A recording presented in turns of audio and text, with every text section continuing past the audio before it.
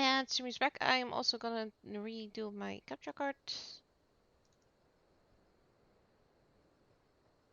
Just to make sure that isn't a problem there, because it is a bit weird how stream is just not doing well. I could actually try something else. One moment.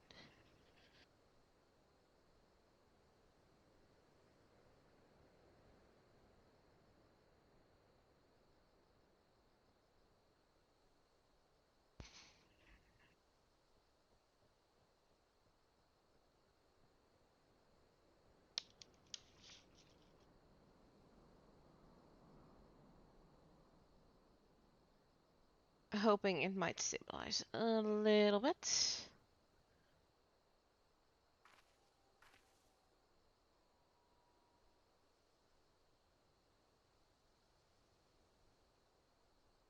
Not on.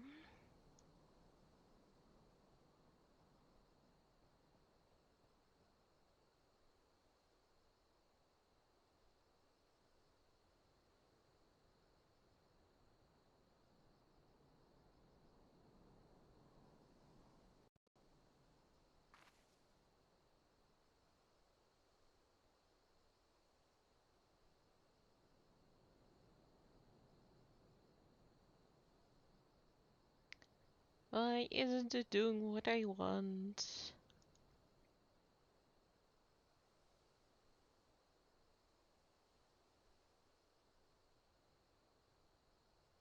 Let's see if it's gotten any better. It's okay. It works. So, we're back. One moment while I settle in again.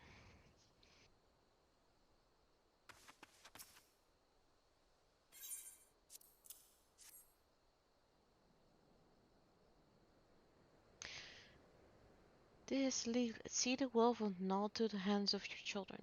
It looks like some sort of assembly to provide the poor work.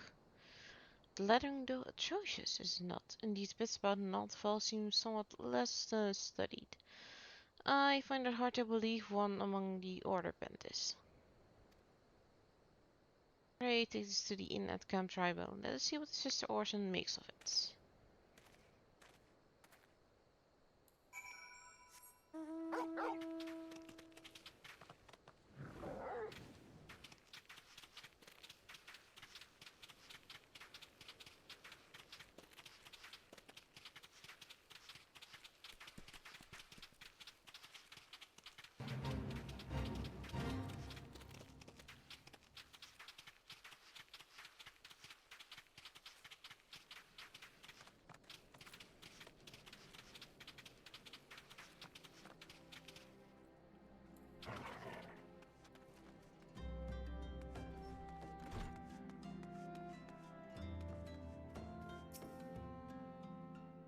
My savior comes again. To what do I owe the honor this day? What is this? Blasphemous! These are not our teachings at all. This was not maybe any trooper of the Sister Order. Of that I can assure you. Come to think of it, weeks ago the church was plagued by missing garments. Could someone be posing as a priest of the order to deceive the people? Well, that seems more likely. The plot thickens, Maddie. Our culprit pretends to be a priest to add credence to his deception. There's no doubt an irony in there somewhere. But I suspect we have a worthy adversary on our hands. I shall consider how best to handle this. For now, tell Eisenbart what we have learned here.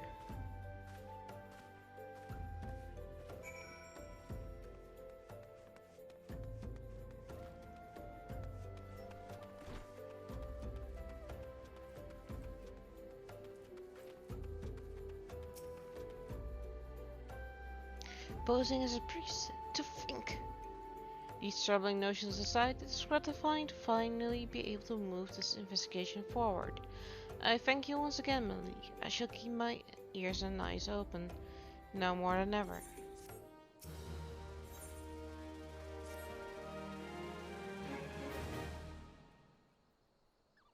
I'm afraid I have not seen any unusual activity, nor have any at this camp given me cause to doubt them. But unless we can identify the culprits, and soon more innocents will fall victim.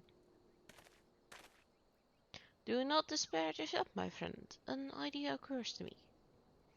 Our suspect has been posing as a priest, using leaflets bearing false promises to lure the poor. Let Maddie and me serve by posing as impoverished souls in need of succor.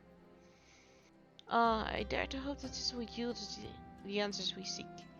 It will be a dangerous undertaking, but you two are more than capable of looking after yourselves. I'm next to useless in battle, but I can supply the garments for the disguise. These old tunics and slouches should serve your needs, as long as you don't mind the smell of things. These will serve very well. You have my thanks. Listen, Maddie. As to lay the foundation for our little ploy, we must make it widely known that more vagrants have arrived at the camp and are desperate for coin. To this end, I want you to don the old garments Eisenbart has lent us and then back for work around the camp. Before long, the false priest should catch wind and approach us. Great! So, I'm the one who has to wear those garments for longer. Right.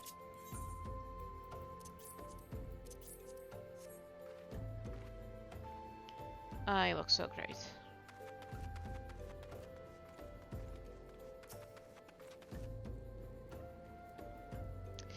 He preaches the teachings of Azemia the Warden. Have I come for the honey of her wisdom? Azemia is the keeper of the sun, goddess of inquiry, always laid bare beneath the light of her divine countenance. Open thy heart to this light, needy child, and thou shalt want for naught till the days of end. Right, thanks.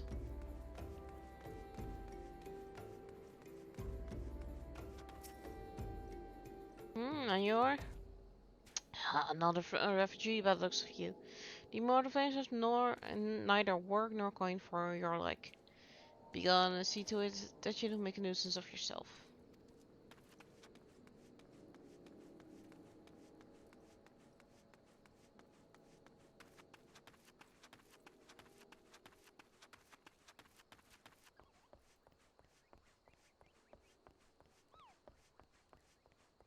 Funny how just a tunic and some slops do that for you. Considering I am still wearing a gold necklace, have very nice leather boots on, my weapons are not so standard. God's not again. Look, being poor doesn't give you the right to pester whomsoever you like. Why don't you keep of your own kind out by that muddy pond of yours, Drybone?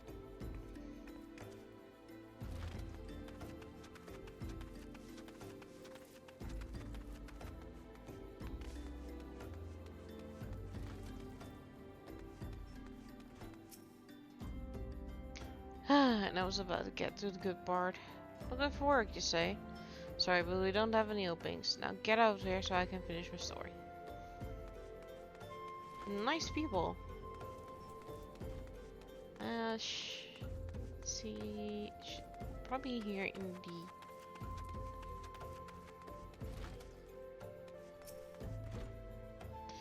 Greetings, good madams. Is there aught I may assist you with? Oh, I don't believe there is. I'm afraid our wares are very expensive. Perhaps you should rejoin your fellows at the pond north of Sandgate.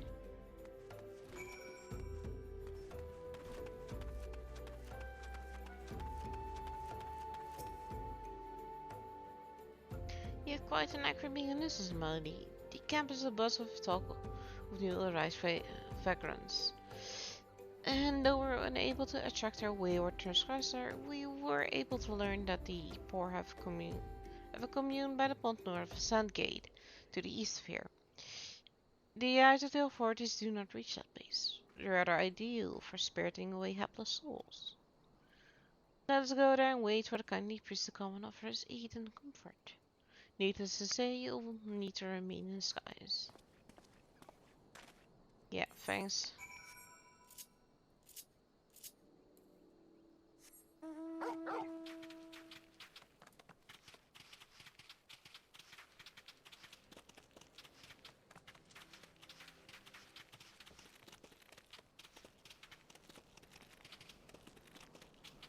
And over here is the pond. Pancreas is already here.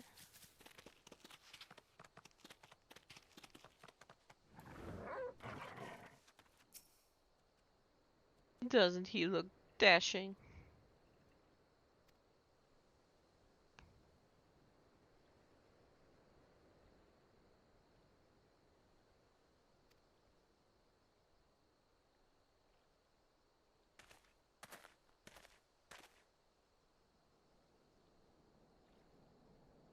Oh, you poor unfortunate souls. This is no way for man to live, no way at all. Who are you? What do you want? Be at ease, child, for I mean you no harm. I am a priest of the Order of Notfall, and I come to offer you succor. This leaflet bears the teaching of Nald. Trust to them, and they will surely set you free from shackles of penury.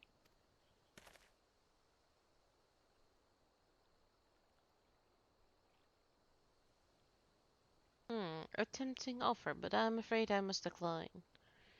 On account of this atrocious performance, you would have made a god's awful murmur, Ungus.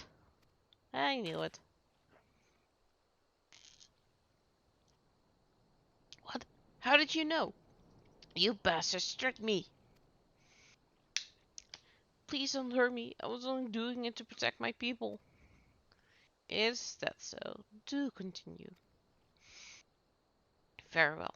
I'm a man of the Golden Bazaar, raised there, if not born. Some months ago, the Almajah raids began. They would appear sudden as a sandstorm and plunder and pillage at will. Our defenders couldn't stand against them, few as they were. Everyone lived in fear. I wanted to save my people, but being a merchant was all I knew. And so I did the only thing a merchant could. I approached the Almajah in the hopes of brokering a deal. In return for sparing the Golden Bazaar, they made demands. Outrageous ones. Demands? Of what kind, pray tell?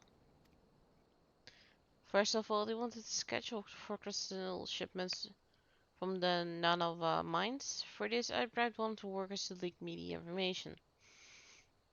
The next, they wanted me to bring them people. So I posted as a priest to learn the vulnerable and give them over to the Almajah. I, I didn't have a choice. Protecting someone's home is a noble thing, but at the cost of innocence? You could have sought the aid of the immortal flames, yet you did not. I suspect you're not telling me the full story. What made you sell out your own people? Speak. Them was good. What did you say? The coin was good, I said. I could sell mole meat for a score of lifetimes and not even see a fraction of what the Almajah paid me. You sacrificed innocence so you could line your own pockets? Word failed to express the contempt I feel for you. Spare me your contempt. If you want to blame someone for the mess the world's in, then blame yourselves or the gods. Ah, not you again. Well, you could have seen the purple hair from a huge distance, so it's your own fault. Were you the one leaking the immortal flames patrol routes to the enemies as well? Spit it out. No, I know nothing about that, I swear. At this stage, I'm rather disinclined to believe aught that leaves your mouth. But no matter, there will be time enough to learn the truth. I do not have any sympathy for him. Melody, be there and take word of these developments to Minfilia, would you? I shall prize everything I can out of this filth. The abductees are still somewhere out there. Our foremost priority is to rescue them. Well, first things first, I'm gonna go and get rid of that.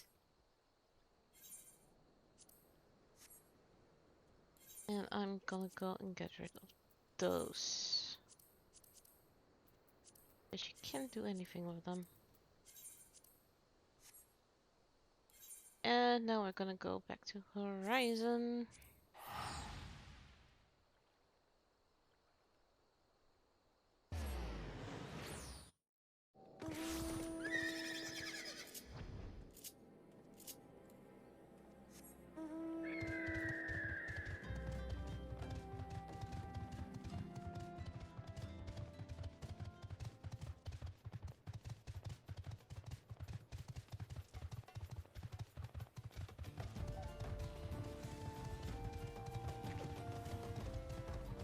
It is so good to see all the sprouts being up and around.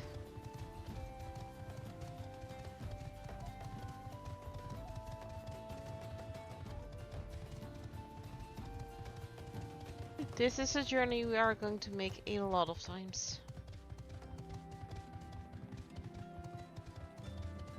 Now, without potentially bombarding Tataru.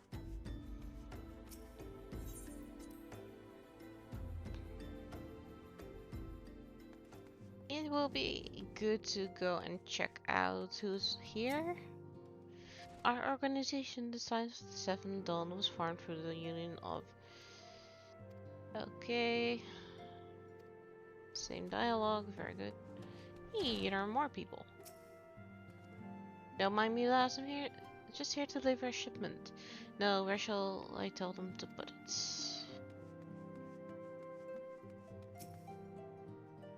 Why don't if these blokes know who I am? I swear I was one of them Scions of the Seventh Dawn. Only we didn't have such a fancy name back then, and the headquarters was in a far more convenient location. At least I think it was. Or is my mind playing tricks on me? God, what's wrong with me? Why can't I remember it more clearly? Ah, memory loss. Interesting.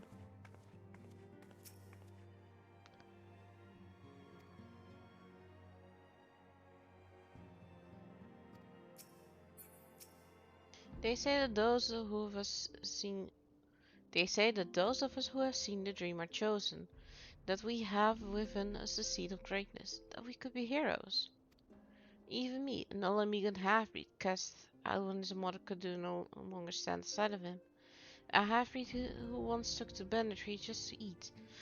I am sure I'm just brimming with heroic potential. Huh, so this boy has guardian blood in him.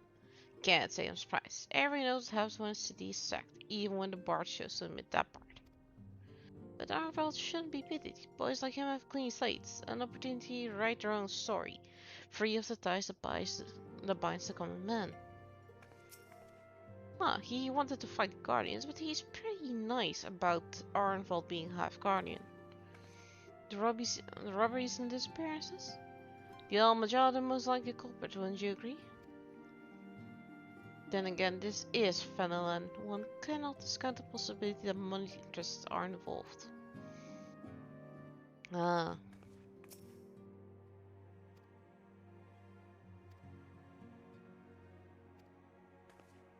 Okay, I think that these have the same...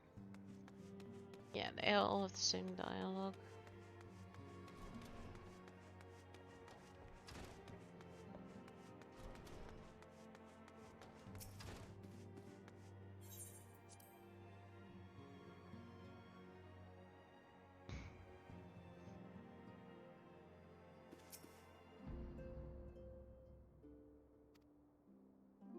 I see. You have done well to uncover the truth. My thanks for the report. As Frankret said, we must ascertain where the abducted were taken, and none but the Almajan know the answer. Suffice to say, they will not willingly part of this information. I fear blood will be spilled before all is said and done.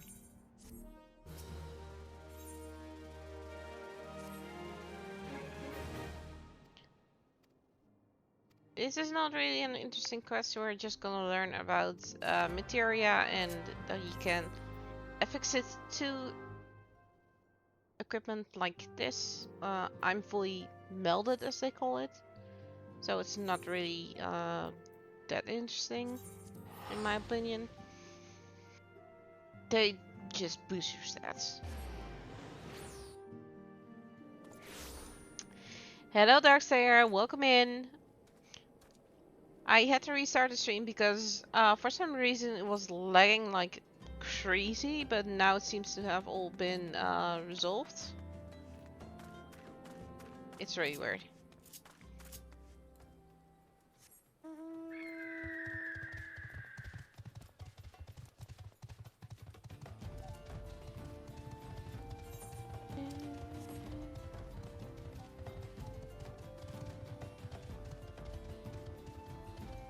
Or not, actually. Anyway, as long as it's not gonna go like a minute behind what I'm seeing on my screen, it's all fine. What are you eating?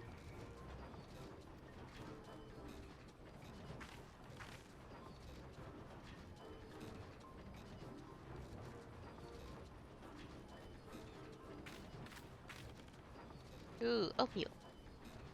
I never had that actually, and this is not really common here.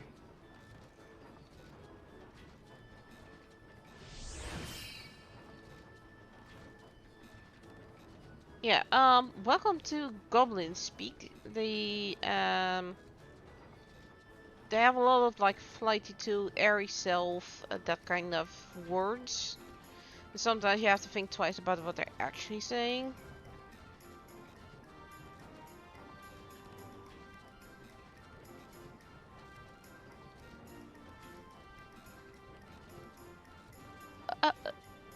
Thank you so much for the biddies. You really didn't have to do that, but thank you so much. Yes, boo to you as well, Darkslayer. Thank you.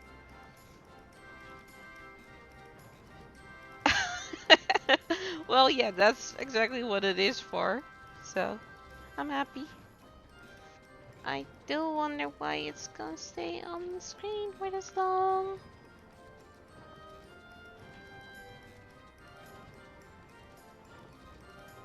I'll just turn that on and off.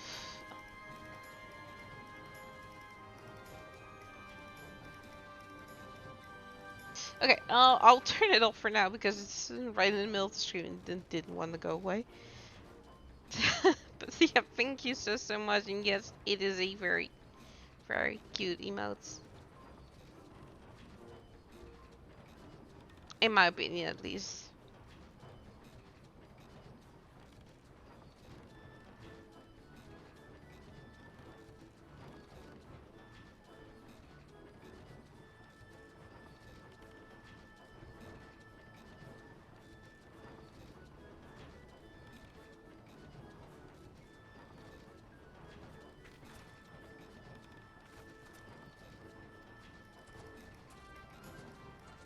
Fighty 2, Fighty 2.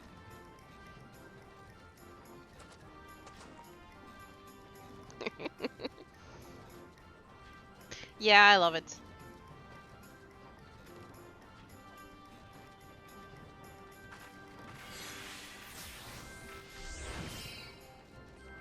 And that's how you affix materia to tools.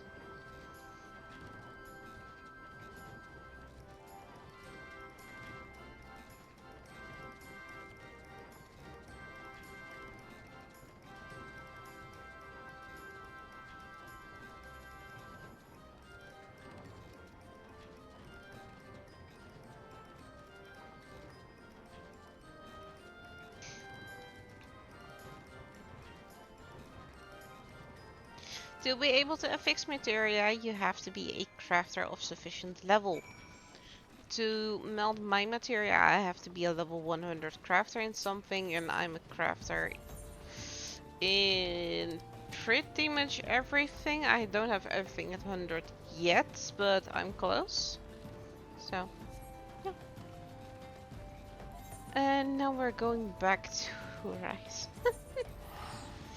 Oh, we keep jumping, we keep jumping.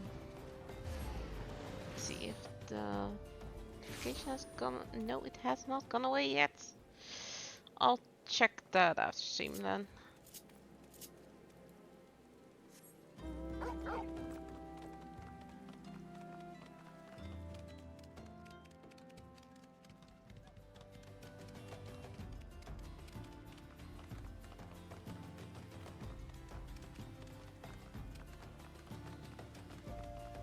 Yeah, may have a lot of fun with that emote.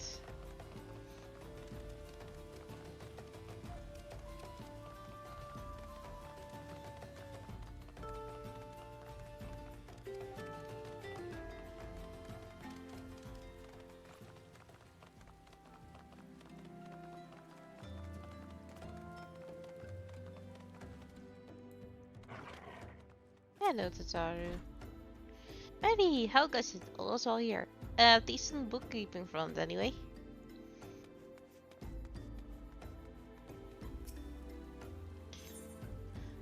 Oh yeah, it's mischievous Izumi.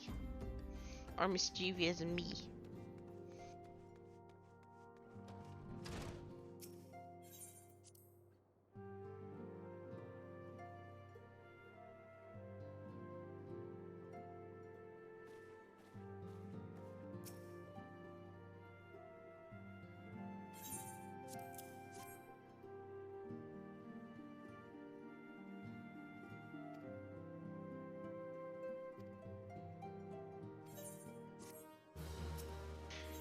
Technically speaking, materia is not necessary unless you're gonna do high content on the current level patch. So, probably in this case that would be Dawn Trail, the 4 level 100 gear. Everything else you probably can just waltz through. Ooh, Lord of the Inferno. Tancred sent a message. It appears he was able to extract some information from my friend Ungus, the false priest. He revealed that he is due to meet with the Almajah to discuss their dealings. The Immortal Flames believe that the meeting will present an ideal opportunity to ambush and capture the Almajah responsible for the abductions, and so they meet to have Ungus attend as planned. As the Almajah are anticipated to offer fierce resistance, the Immortal Flames has requested our support. What have you provided to them, Melody? Vancrath is presently attending to another matter, but will join you as soon as he is able.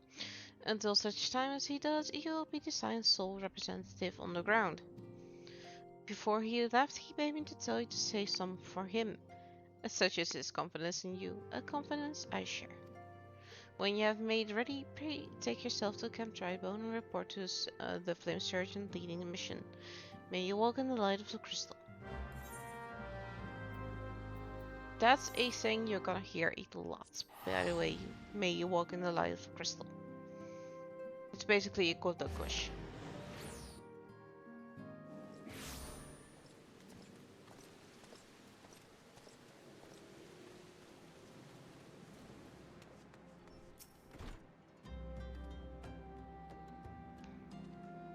Ah, you're Medellin to Science? My thanks for coming, friend. We are stronger for your assistance. Allow me to brief you on our mission. Our objective is to capture Almaja and prise from the whereabouts of the abductees. The lizard men aren't aware that their man Angus has been exposed. When they come to the rendezvous point to meet the trader, we'll spring the trap. Owing to the cleansing nature of the mission, we can deploy only a small contingent. Every member must count, so requested the aid of Science. The rendezvous will take place at the Invisible City. Please make your way there and lie in wait. We stand to learn much and more of the Almajal plot if the mission succeeds, Melody. Let's make sure it does. Alright. So off we go to lay an ambush.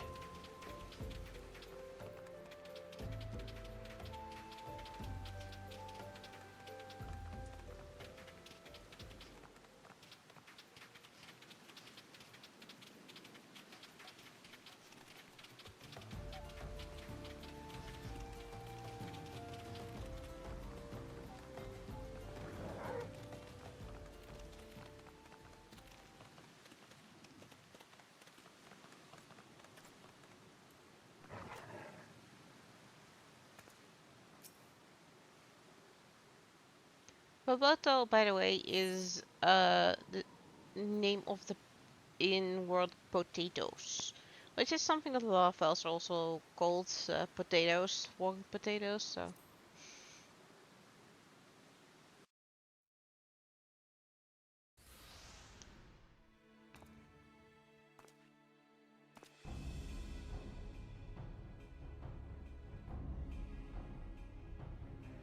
is the bait in place?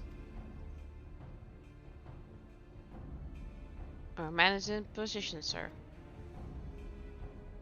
Good. We make our move as soon as the Almaja appear. Yes, sir.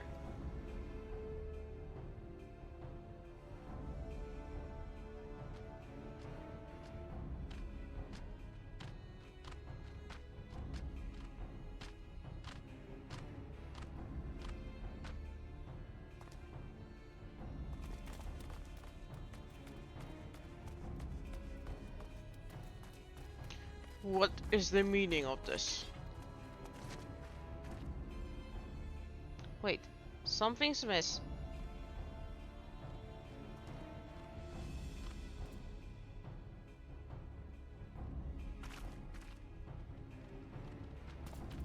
Yeah, I think the trap has been sprung on us.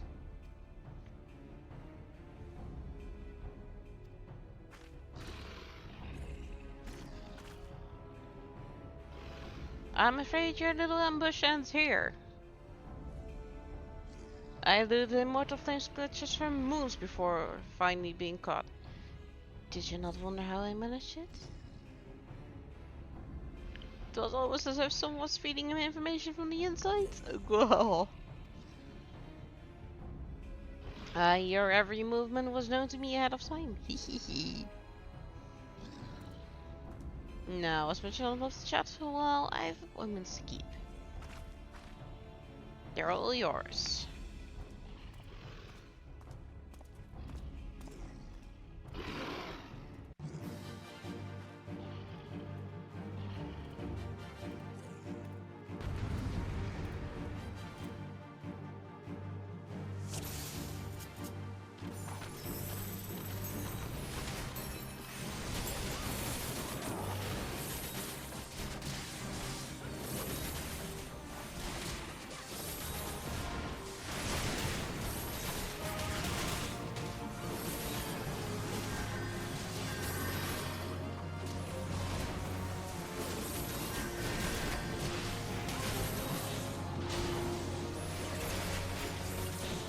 I can tell you one thing. Dancer at this level is overpowered.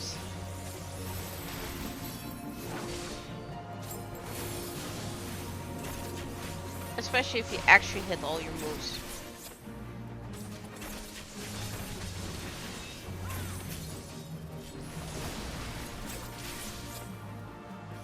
Oh, shut up, Angus.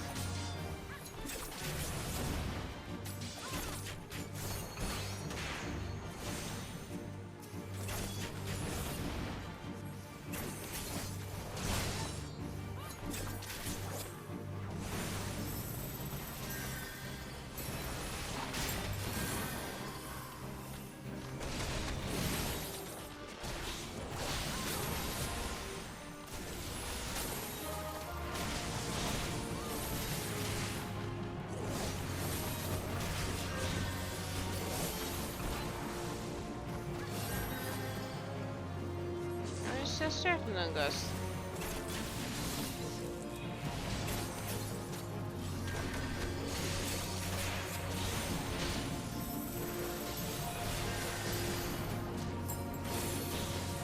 Take that.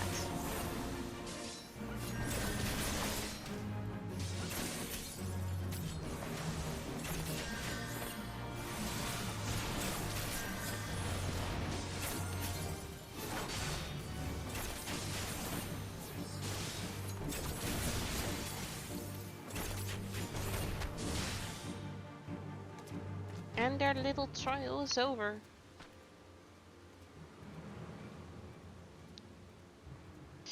At least it is over for us.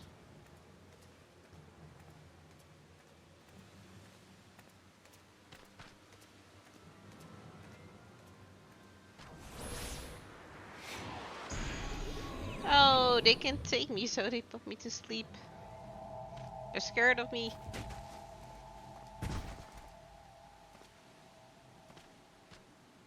Bring her. The rest of you, march. Traitor scum.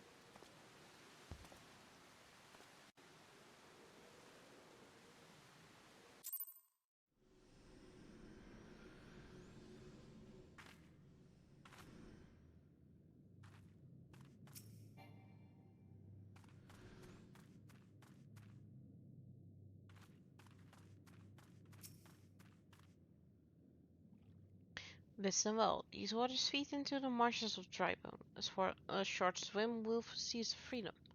However, if all of us attempt to flee, we're likely to discovered. You alone must sneak out and assemble a rescue party. Once you have one free, seek out our comrade stationed at Drybone. He will show you the way back here. May the 12 speed your way. We actually do not have to leave the area, but we're just going to talk to everyone. We can also see that some of the refugees are thankfully here and still in relatively good condition. Our little flame friends are actually really scared.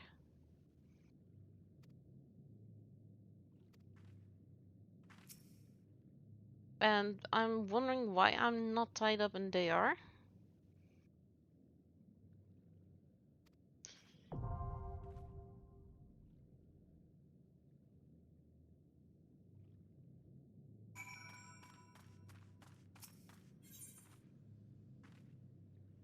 We are gonna go in with a party of NPCs. And our little friends who have been helping us have upgraded to Scions.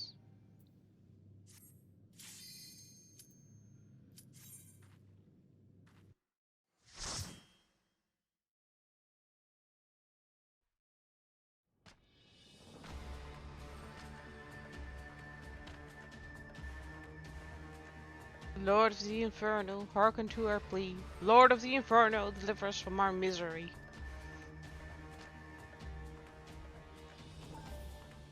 Oh, mighty Ifrit, Lord of the Inferno. Your humble servants beseech you, grace us with your divine presence.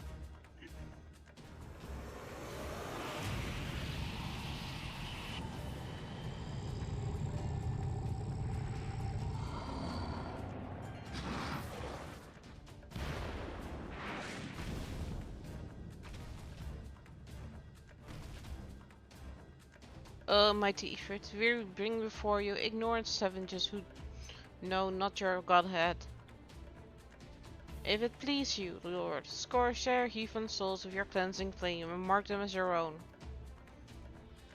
Bloody hells!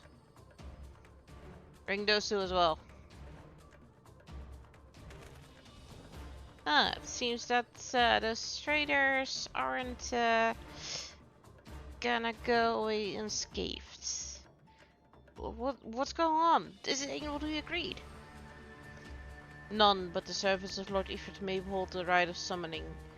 The souls of unbelievers are forfeits. No, spare me, I beg you! Pitiful children of men, by my breath I claim you. Arise once more as my loyal minions, feed my flames with your faith, and all who stand against us shall burn.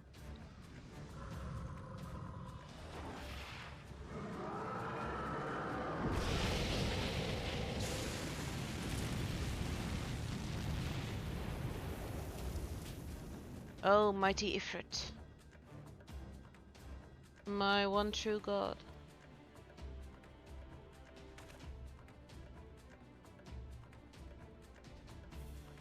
Your words are my bread.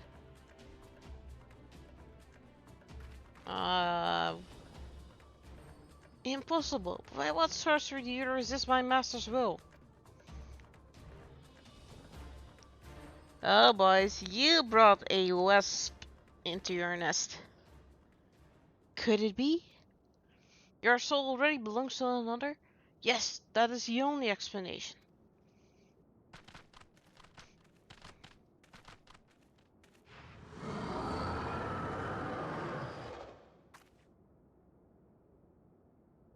For so thy frail mortal frame can serve as a vessel to the blessing of but one.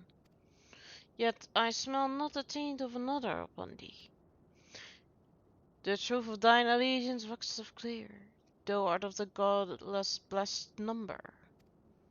The paragons warned of thine abhorrent kind. Thine existence is not to be suffered. Oh, so the Asians decide to meddle here. Oh, interesting.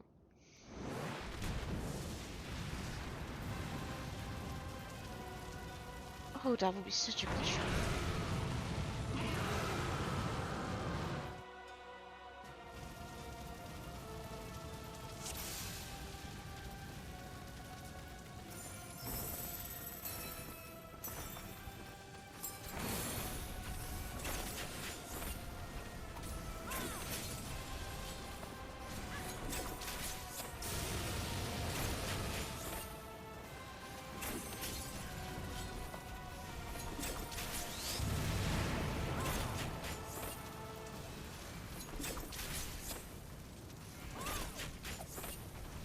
This is our first instance of a trial, which is basically just a boss fight. They are typically a little bit harder and with more fun mechanics than boss fights. But these are still 4-man trials, so they're not that bad.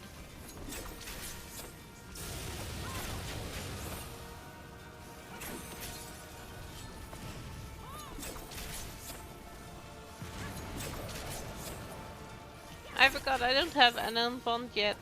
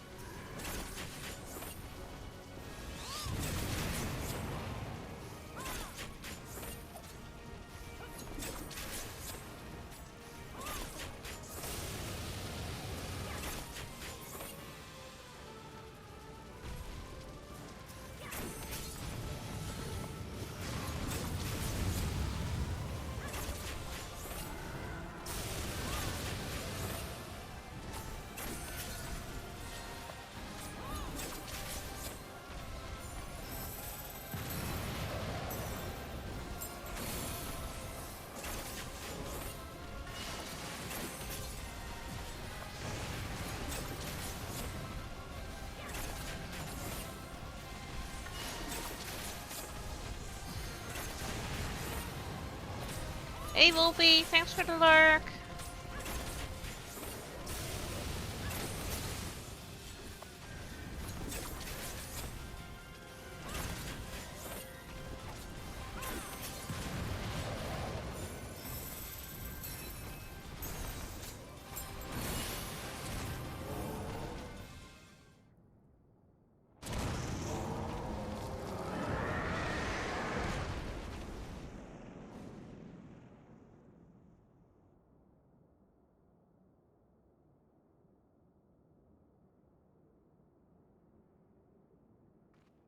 A crystal on the ground. Red this time instead of blue.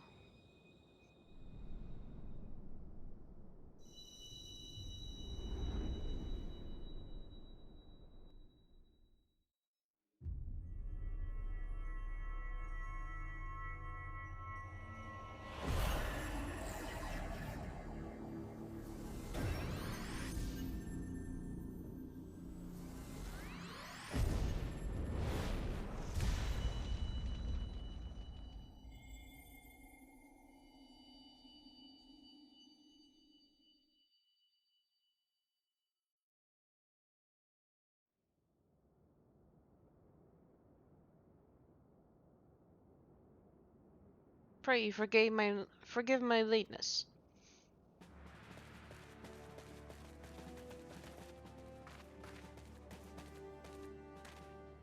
I was delayed by a congregation of almost zealots. I swear each seemed more evangelical than the last. Huh, persistent lot.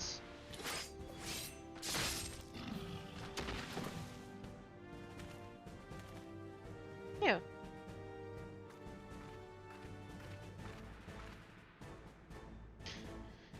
I see the Bloodsworn wasted no time extracting the captives.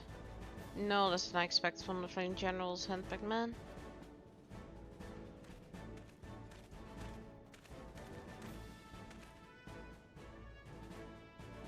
As for those two, it is fair to say their hardships have only just begun. They have much to answer for. I feel I owe you an apology, Melody. Had I known this mission would prove so dangerous, I would never have left you to face it alone. You have been given a veritable baptism of fire. But let us continue this conversation in more agreeable surrounds Camp Drybone, shall we say? This way, sir.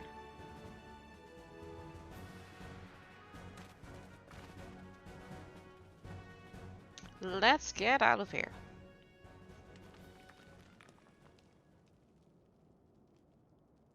So that was the mighty Ifrit.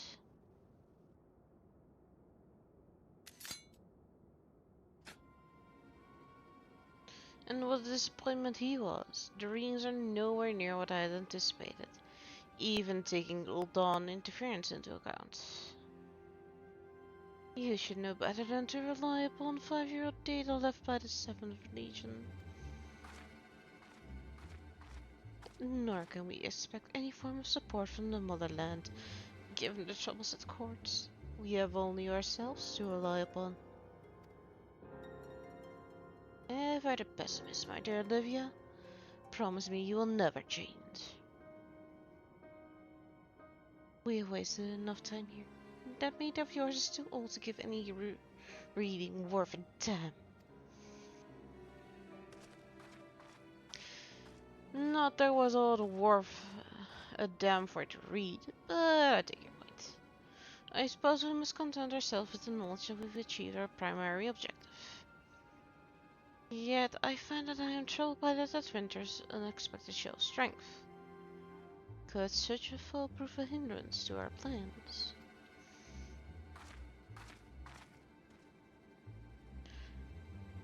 Perhaps, but that is a consideration for another time. You have been given a task. That is your priority. I suggest you treat it as such. Fail to do as my lord commands, and I will spare him the trouble of punishing you.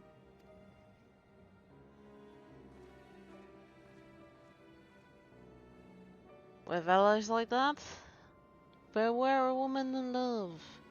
I shall need to be on my best behavior.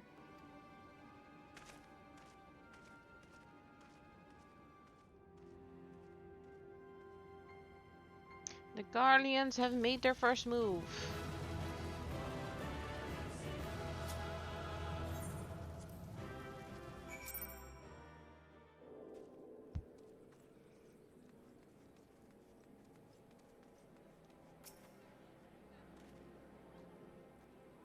Ah, there you are, Melody. Come, rest a while. You will have no better opportunity. After witnessing their god's ignominious defeat, the Almaja will be less inclined to risk our wrath, for a time at least. Now, where were we? Ah, yes, I was in the progress of apologizing. I do hope you can forgive me. I arrived too late to be of any use to you or the abductees. They may be whole of body, but the same cannot be said of their minds. For once a man is tempered, but it ill suits me to dwell on the negatives. Amidst all our misfortunes, there is still a reason to enjoy. If for disdain, and by your head no less. That is the deed of no ordinary individual. Not that I ever thought of you of ordinary. On the contrary, I've long suspected you have the potential to shape the fate of this realm. What can I say? My fine eye for talent remains undimmed. Minfilia will be proud beyond all reckoning when she hears of your deeds.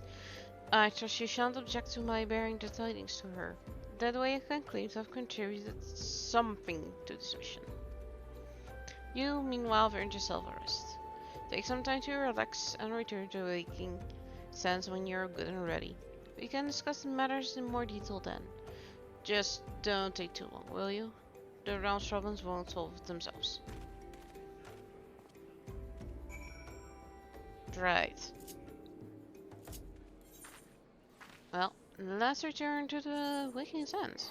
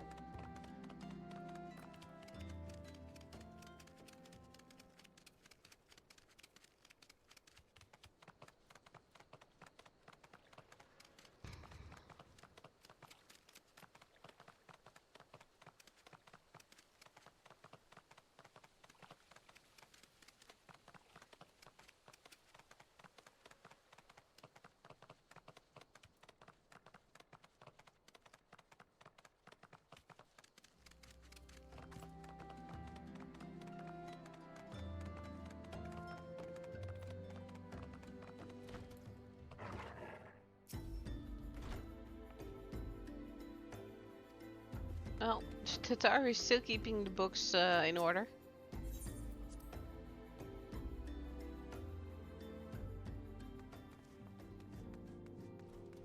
usually still outside. It's probably because they don't have new dialogue yet. A triumphant hero returns. Frank had told us the news upon his arrival. He is presently in the cellar, giving a full report of Lady Minfilia. You should join them at once. Lady Minfilia is most eager to see you.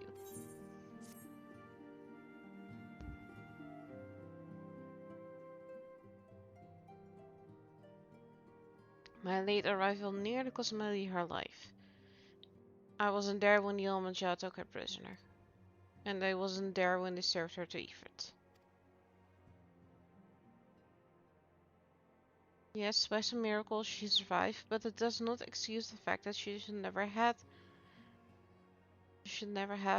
had to face such dangers alone. I failed her utterly.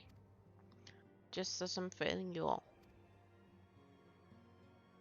What is done, Tancred. You can ill blame yourself for every...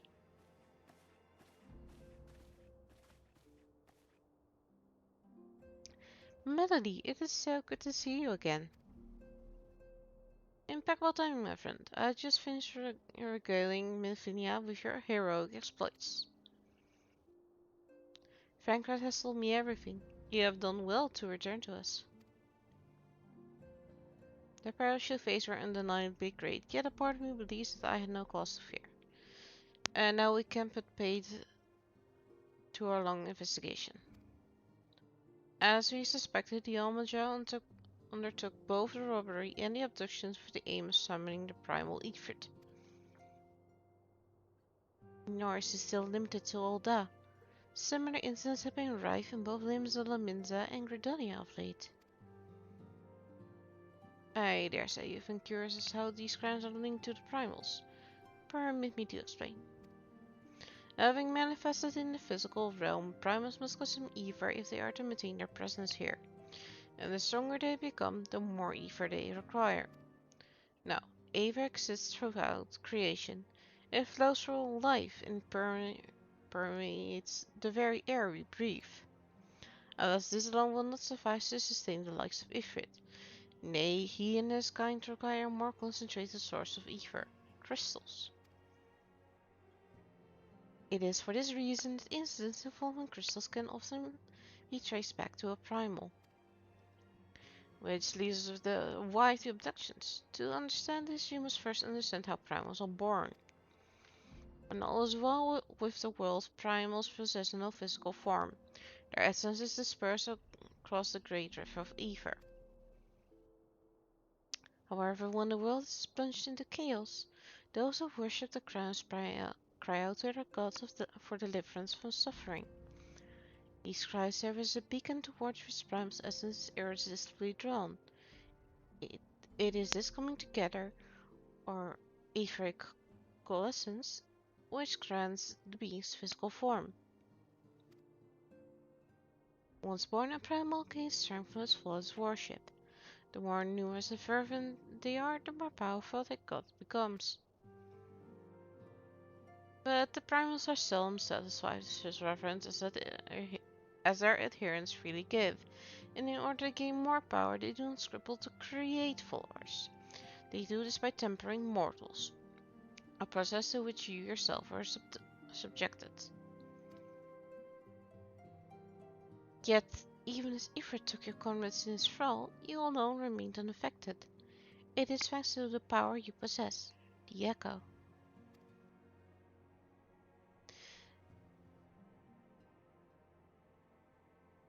We know not the why of it, but those blessed with the Echo are immune to primal influence. Yes, Sari's a good bot. It is as though a greater power protects us. When you first came to us, I told you that the Echo would be instrumental in dealing with the primal threat.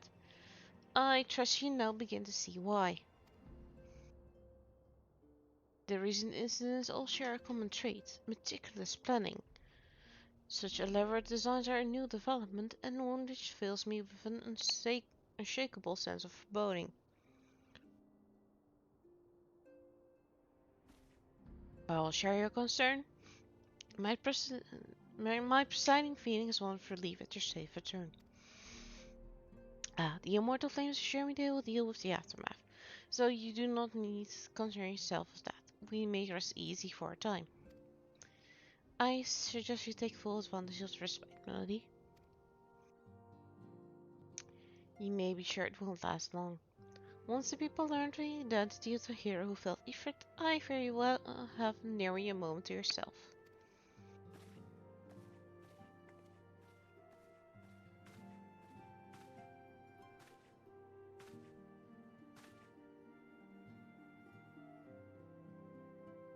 Whether she attended to or no, Nvidia neglected to tell you something.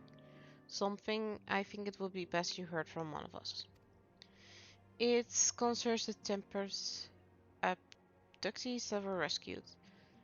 I am sorry to report that all are to be put to death. The flames who you were imprisoned included. Needless to say, this information must not be made known to the public. I swear to you that we would not do this if there were any other recourse, but once a man is tempered, he is tempered for life. His very existence lends strength to a primal who we cannot choose but worship. And so we Scions continue our fight. That no more innocents need be sacrificed. I hope you will continue to stand with us, Melody. This is why they want people with the Echo to fight primals, because they cannot be tempered. Which means that they cannot give strength to a primal. And why people without the Echo are usually kept away from primal fights. But I should be going. I must offer my apologies to the Flame General for the losses his people suffered. Till next time.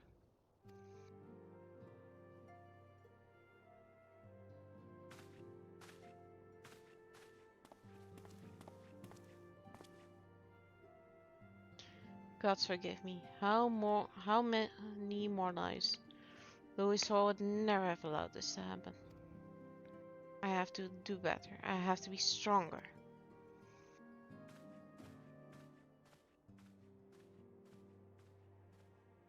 Fankret does not have the Echo. He would have been a hindrance in the fights.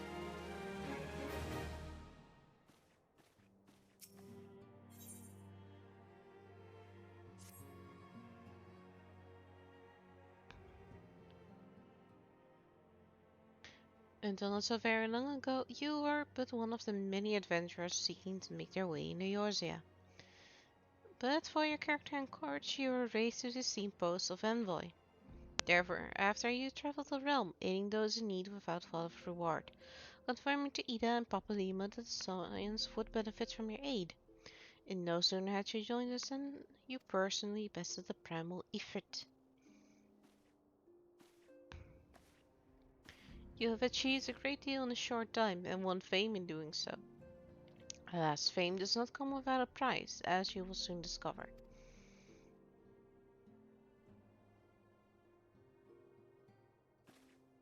We have guests, Melody, or rather, you have guests. Back pardons!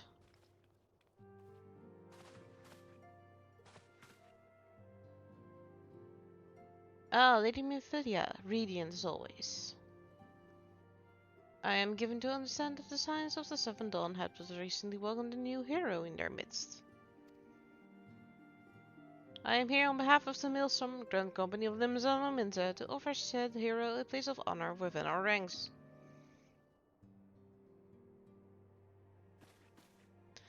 As you can see, Melody, your recent exploits have garnered you the attentions of the Grand Companies of Eorzea. Each organization would have Ifrit's bane for its own. To this end, all three have sent officers to court you. They would not ordinarily go through such lengths to enlist a new recruit. That they have is evidence of their high regard for you. I find myself wondering how Ward of Melody's deeds spread so quickly. That the immortal flame should know of her triumphs to be expected, but what of the other grand companies? It seems that Tataru has spilled the beans. Your reputation precedes you, Mr. Slane. It's no ordinary woman who can face a prime and emerge the victor. And imagine our pride when we learned that you began your journey as an adventurer in our very own Gridania. Know that the people hold you in high esteem and you will always be welcome among us. The Order of the Twin Adder has need of valiant women as yourself. Join your strength to ours, friend, and together let us ensure that peace ever reigns over the Tosswood. What a pleasure it is to finally meet you, Mr. Stain. My comrades speak of you in the most glowing terms. A woman of your talent belongs with the immortal flames. Join your strength to ours, friend, and let us secure a prosperous future for Ulda. The Admiral was not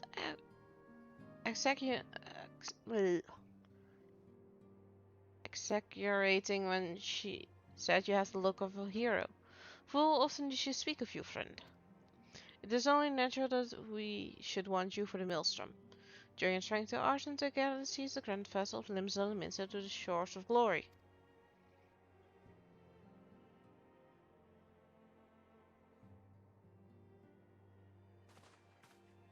Lady Mephilia?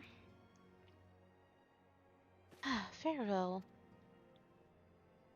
Though I'm quite sure you need no reminding, mayhap a brief summary of the situation would help clarify your thoughts on this matter. As you know, the current companies are all-encompassing organization empowered to call upon the martial economic and technological resources of their respective city-states in times of strife. There are presently three such organizations in the Eurasia: the Maelstrom of Limbs on the Minsa, the Order of the Twin Adder of Gridania, and the Mortal Flames of Ulda. Serving the Grand Company means serving the nation to which it belongs. You will be charged with its defense and tasked with advancing its cause. In return for your faithful service, you will be furnished with various rewards, some of which may prove useful to you in other endeavors. If you're agonizing over which of the Grand Companies best serves your loyalty, be at ease. The commitment you make this day need not be permanent. Should you wish to shift your allegiance at a later date, you are entitled to do so. And yet, I can see that this is no small choice you face. Ah, a thought occurs to me. You will of course recall that the three city-states are planning to hold a remembrance services. As part of the proceedings, I am given to understand that the leader of each Grand Company will deliver an address. Hearing those addresses ought to help you make an informed decision. What say you, my dear officers? I think they agree. You're as wise as you are beautiful, my lady. Oh, please, please stop with the compliments. Very well, let the lady hear our leader speak, then return her with her decision. We eagerly await your answer.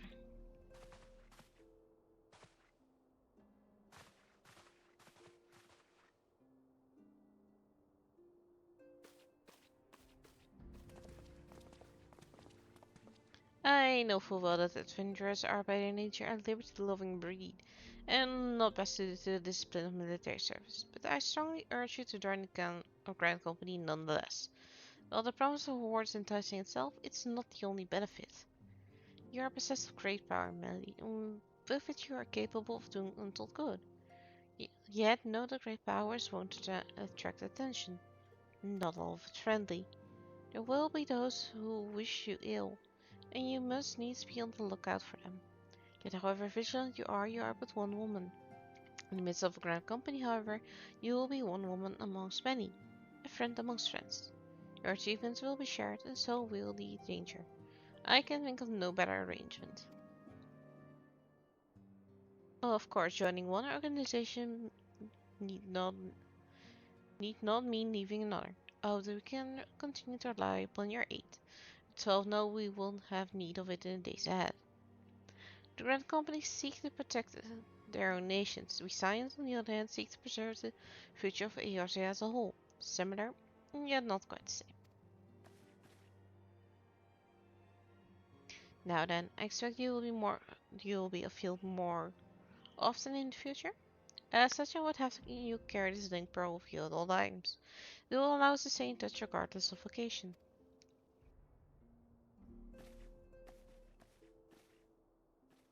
Eorzea has changed humanity, and you have the power to shape it anew. None can say what tomorrow will bring, but as long as we believe in ourselves, there's not we cannot achieve. Now, it's time you made ready for your journey. Before you depart, be sure to speak to the star. She will apprise you as to where and when the remembrance service are due to take place.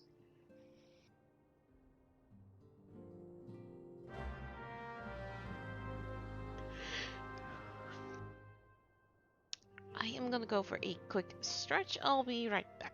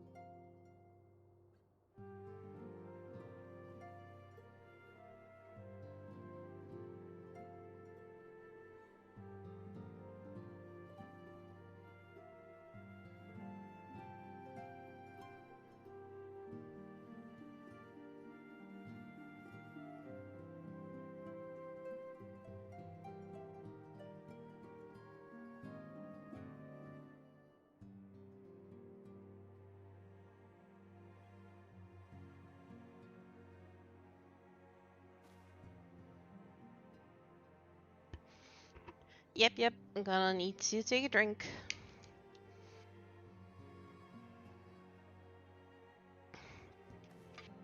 Make sure to hydrate as well. Alright, we're back. We have to go and speak to the tower to see where we are going next.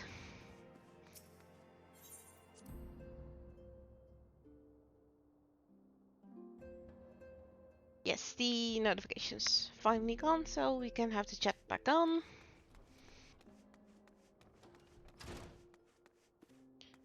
Actually, let's see if... Yes, they have changed. Let's see what's new.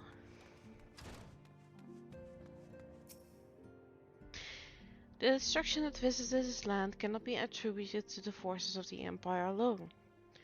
Worm of midnight of breath infernal, for some a legend made flesh, for others an insidious symbol of memory lost. We grasp but a piece of this puzzle. Much and more must we question and contemplate ere the fallen moon reveal its myriad secrets. I have heard the words of your deeds. I am sparing my praise, so know you have truly impressed me. But that as it may, it is fortunate that Vanguard arrived when he did. Had he been but a moment later, I shudder to think what may have transpired.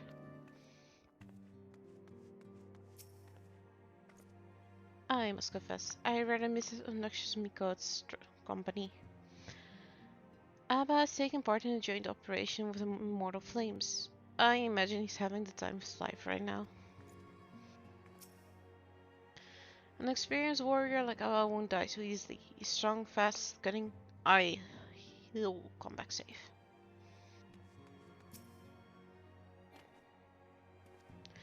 Everything looks to be in order. Right, on to the next customer.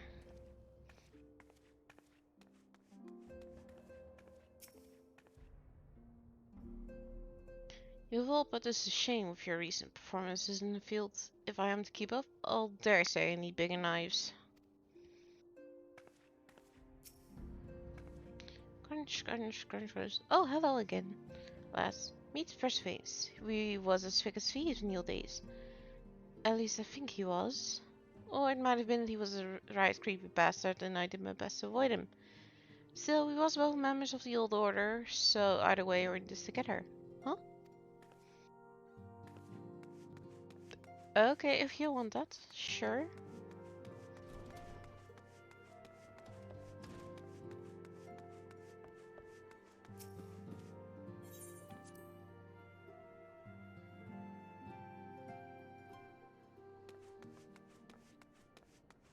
Tataru. I'm sorry about all the attention you're getting, Melody. I might have sung your praises a little too loudly and often to a few too many people. Ahem. Next time, I'll be sure to hold my tongue. Literally, if necessary.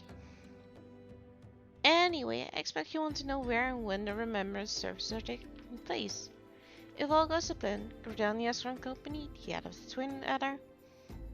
the Order of the Twin Adder, will hold the first of the three services, and LCCR Kanisena will deliver her address at Minketo's Amphitheater. I should probably mention at this point that due to the organizational challenges involved in assembling all of the involved parties, it's possible that the order for the services might change. Still, there's not much we can do about that, so make Redania your first port of call. Next, you'll need to go to Oda, where Flame General Raban Aldin will be addressing the masses at the Royal Promenades. Oh, in this room where there's to be a special guest. How exciting! Last but not least, you must make your way to the stateroom in Nimza no Minza, where Maelstrom Chief Admiral Merle Blufuzin will be giving her address. The room is accessible via the Admiral's lift. Identify yourself as Sentry Sandal and he will admit you. Got that all? Well, there we go then. I hope you'll find Remembrance services suitably educational. I suggest visiting city states in my described order. Though with your record of impeccable timing and luck, the schedule may very well change in favor of your preferred travel plans. Farewell! We will be going to Gridania, then Nimsa, and then Ulda.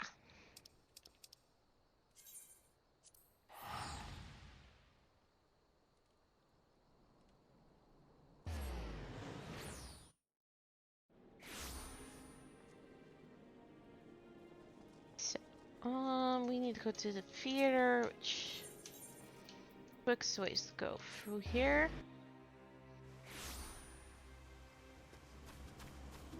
Like I said yesterday, it is very snowy, but that will change so the moment we get into the cutscene.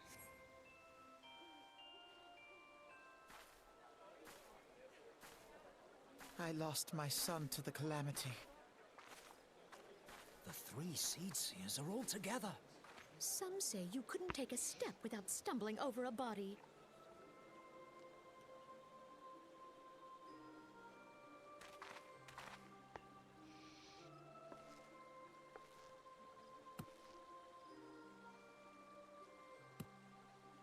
Our forebears were once strangers in the Twelveswood.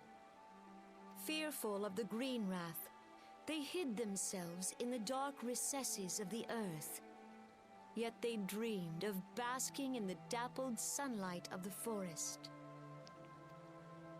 Through great effort, they proved their worth to the elementals, and were granted a place beneath the boughs. So it was that Gridania was born, some 5 centuries ago.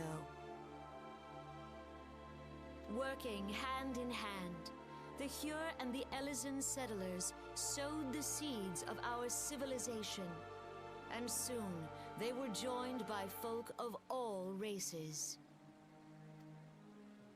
So nourished by the waters of unity, and blessed by the light of the matron, Gridania flourished into the great nation it is today. Do you see the Gridanian standard? There, hanging behind the Elder Seedseer. The entwined serpents represent the unity between Hyur and Elezen. An elegant symbol, do you not agree? You sound very smug. In accordance with the will of the elementals, we have embraced a life of peace. Alas, our neighbors have not always sought the same for themselves, nor for us. Though we Gridanians have no love for war, we have still less for those who would threaten our way of life. Ever have we fought to protect the sanctity of the Twelveswood. When the Garlean Empire brought its war of conquest to Eorzea, we rallied under the noble standard of the Twin Adder that we might push back the encroaching darkness. And it was we who prepared the ground for the reformation of the Eorzean Alliance, that all the peoples of this realm might stand united against the common threat.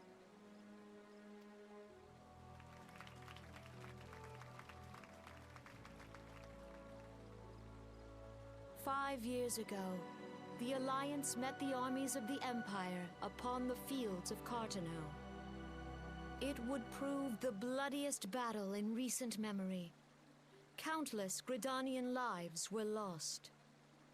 As Supreme Commander of the Order of the Twin Adder, ever shall I bear the weight of our people's sacrifice. Alas, their loss was not the only tragedy to befall us that day, for soon came the calamity.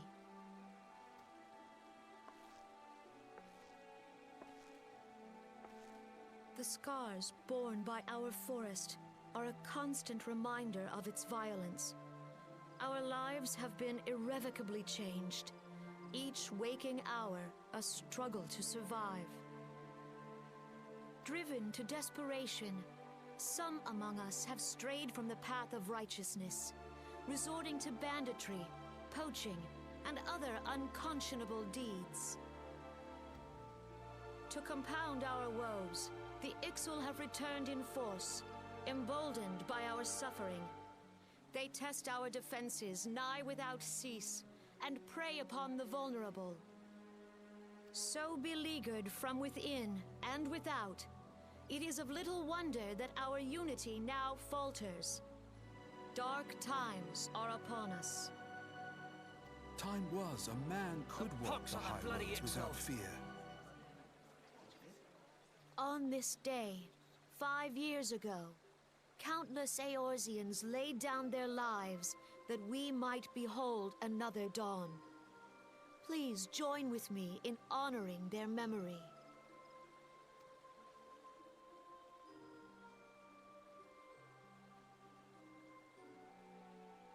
And how do you propose to honor the memory of those you cannot remember, pray tell?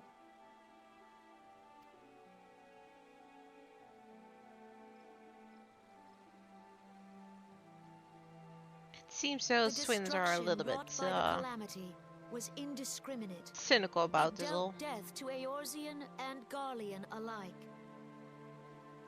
Yet while we have labored to rebuild our homes, to rebuild our lives, the Empire has set about raising steel fortresses here in the Twelveswood. Let none be mistaken.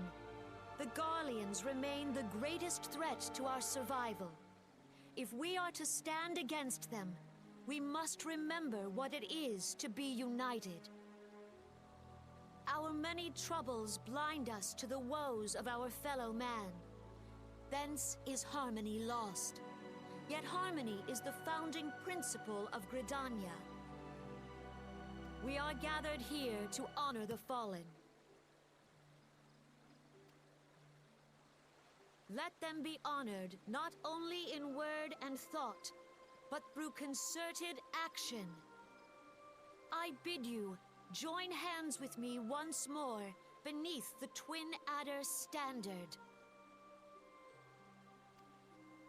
And together, let us heal the forest's wounds, that our progeny might live in harmony beneath these ancient boughs.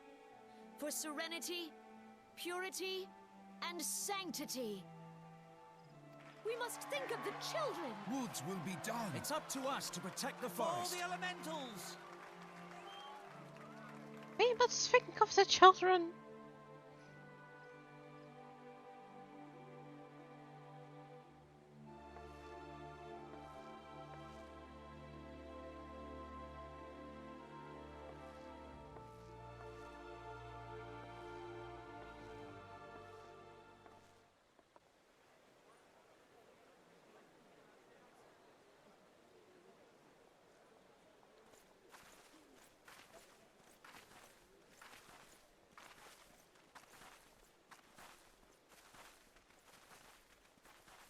If you'll permit me, Alfie no.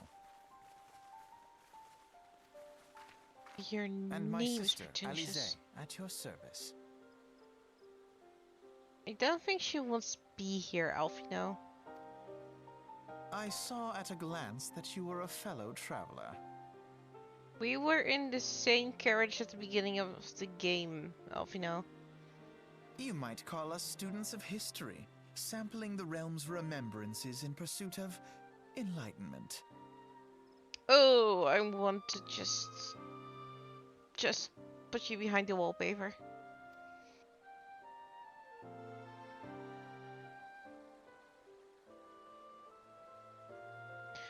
The Gridanians are unfortunate enough to have to contend with 2 beast tribes.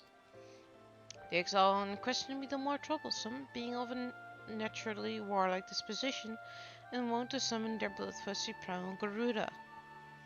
The Sales, by contrast, are peaceful in nature, being mischievous rather than malevolent, and have long been on friendly terms with the Gridanians, until recently at least, unless they have grown aloof, a change observed at roughly the time they summoned the primal Ramu. The Gridanians have no love for war, and they consider open conflict a last resort. Alright, see you soon. Though they clash with the Exile ever more regularly, you may be assured that they do so in self-defense. As for the Sylphs, they are yet bound by a peace treaty, though one wonders how long it will be before it's broken. The Twelfth was grievously wounded during the calamity, leaving Gridania vulnerable to attack. The people are hopeful that restoring the wood and thereby the power of the elementals will put an end to their woes. Yet how long will it take? Centuries, I'd wager. Meanwhile, the exile will continue their incursions, spurred on by Garuda and their insatiable appetite for destruction. Whether the Gridanians like it or not, sooner or later it will come to an all-out war. And when it does, the Order of the Twin Adder will need all the help it can muster. How valuable might the aid of an incapable adventurer prove to them then? Well, perhaps we will find out, if the Elder Seed's words fell on fertile ground.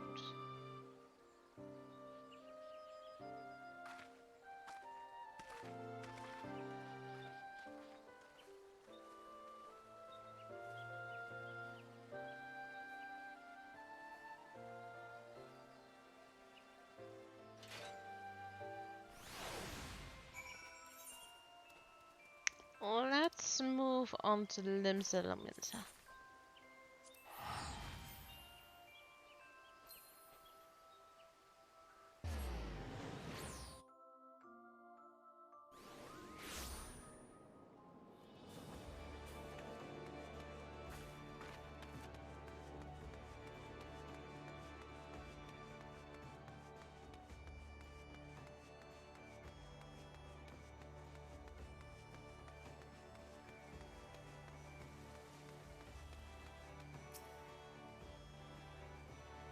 Here to attend the remembrance service? Be quick, the Admiral's due to give her address at any moment.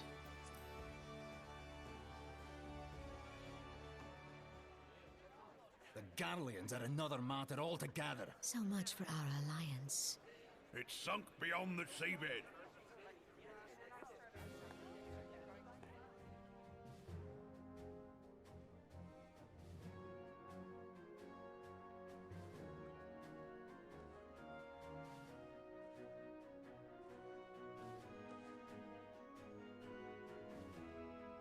Brothers and sisters of the sea, hearken unto me.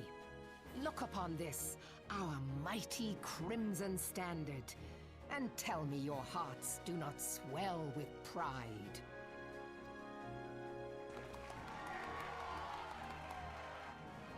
"700 summers have come and gone since our forefathers first ran aground in this fertile bay.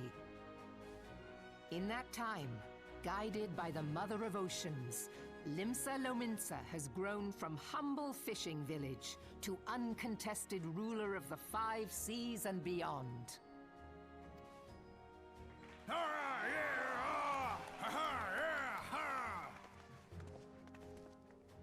Did you look as the Admiral bid you? It is a rather stirring standard, I must say. The crimson field is meant to signify the blood of fallen crewmates, while the black longship represents a pirate vessel. When the Gallian Empire marched upon Eorzea, we assembled beneath the Maelstrom standard, and our grand company was reborn. All answered the call, from the Knights of the Barracuda to Hilfir's bloody executioners. And together, we met our would-be conquerors upon the field of Cartino.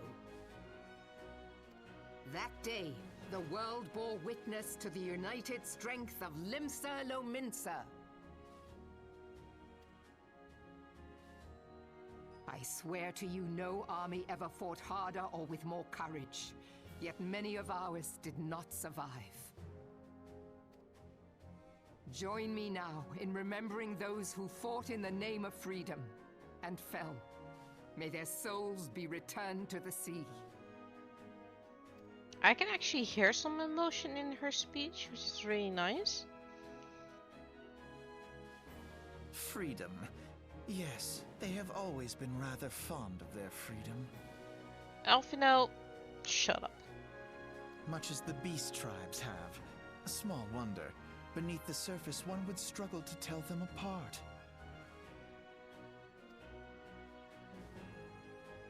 It has been 5 long years since the calamity struck. 5 long years of tireless rebuilding. Yet still the wounds of the calamity fester and weep. But when I stand atop the mizzenmast and gaze out upon our battered and broken vessel, I see an undying spirit. Did we not build all this from the wreck of the Galadian all those centuries ago? Shall we not do so again? Yet there are those who would see this ship of ours sink beneath the waves of the restless Rotano. The Sahagin creep ashore seeking blood for their accursed god. Those fishback The Sahagin have risen? While the mines of Ogomoro spew forth kobolds who push ever south, despoiling our lands as they go. These savage beast tribes will be the first waves to crash against our creaking hull. And behind them swells the grim tide of the Gallian Empire. Even now, the curs fly their flags within our borders. Doubt not, but that they will be upon us ere long. We are well nigh surrounded. Yet there are those among us who would rather turn their swords against their crewmates than our cannons against our foes. How can we hope to repel our many enemies when mutiny breeds below deck? There is but one course left to us. One bearing that will bring us victory over the beast hordes and the Empire both, and see this ship safe to port. We must mend the rift the calamity has reopened twixt pirate and maelstrom, and stand fast with our adventurer brothers against the coming tempest. Mark ye well. A crew without unity is no crew at all. 'Tis but a mass of drowned men. Welcome back. To me, then, brothers and sisters of the sea, gather beneath the undying crimson standard and pledge me your strength, your skill, your wisdom. We're just listening to the address of the Grand Admiral of Limsdalminzang, Merle Bluewifson. And with the guidance of the navigator, this great vessel of ours shall ride the waves till sea swallows all. Long live the Admiral! Admiral Mervyn! Gather the lads! Ha! Where's me cutlass? I'll follow ye to the seven hells, Admiral!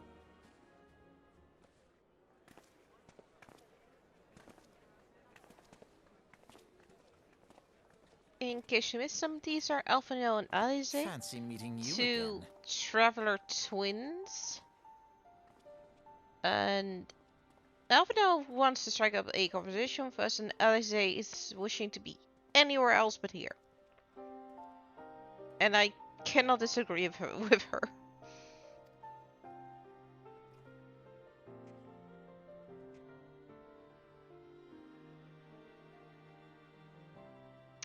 As the Admiral mentioned in her address, Limsdalminz is plagued by two beast tribes. The first are the fish-like Sahagin, worshippers of the primal Leviathan. Is the world I'm playing on? The second are the kobolds, who dwell beneath the earth and take the primal Titan for their god. As if the beast tribes present weren't troublesome enough, the Guardians have also chosen to erect a fortress right in the Lominsians' backyard. And that is to say not of the internal strife. As a nation of pirates, there is no end to the blood feuds between the various factions. And while they fight amongst themselves, the Guardians whet their blades and watch. If the Lominsians are to have any hope of withstanding the Empire, they must first resolve their own affairs. Differences must be set aside and the primal threat dealt with once and for all. To this end, I expect they will soon take decisive action against the beast tribes. Mark my words, the Maelstrom Standard will be drenched in a deeper shade of crimson ere long. That a capable adventurer like you would be valuable to their crew is beyond question.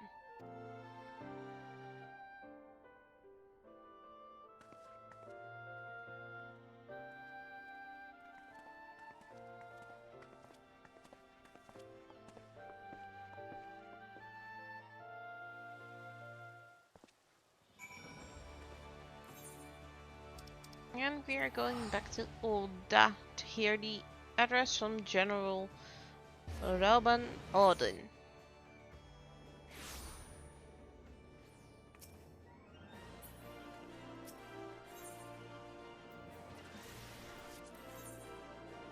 Oh, I did not want to go to the residential district. I wanted to go to the Chamber Rule.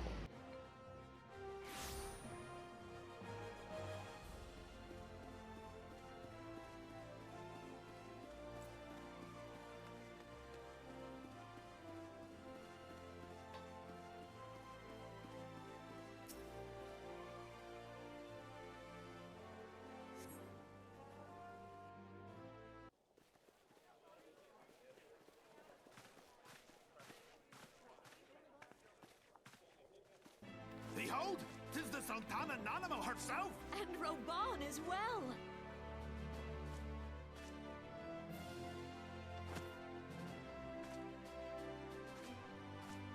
Hark you, souls of flame, drawn to the bosom of the desert, where the fire burns brightest and shall rage forevermore. Hurrah! Rauban! Where since antiquity, under the sage and judicious rule of the Ul dynasty, we have wrought sand into gold. Where by the grace and glory of Naldal have our brave sons and daughters flourished and prospered. I speak of Ulda! There. At the Flame General's back flies the Grand Company's standard. Note the sigil. The golden scales of order balance the jewel of prosperity with the flame of might. Great and many are the gifts our nation has given the realm. In Eorzea's darkest hour, on the killing fields of Cartano, none spent more in blood and gold than we. Thus was the 7th Imperial Legion laid low. So that's how it happened. How soon history forgets. Yet many left our gates, never to return. Let us pray for our absent brothers and sisters, that they might know happiness in the great beyond, as Thal's honored guests. If the fates were fair, the price we paid that day would have bought us victory. Alas, they are not. And now, but 5 years into this 7th Umbral era, the spirit of sacrifice which granted us our strength is all but dead. Look around you. What do you see? A people divided, downtrodden, and enthralled. Where are the merciful alms of the rich?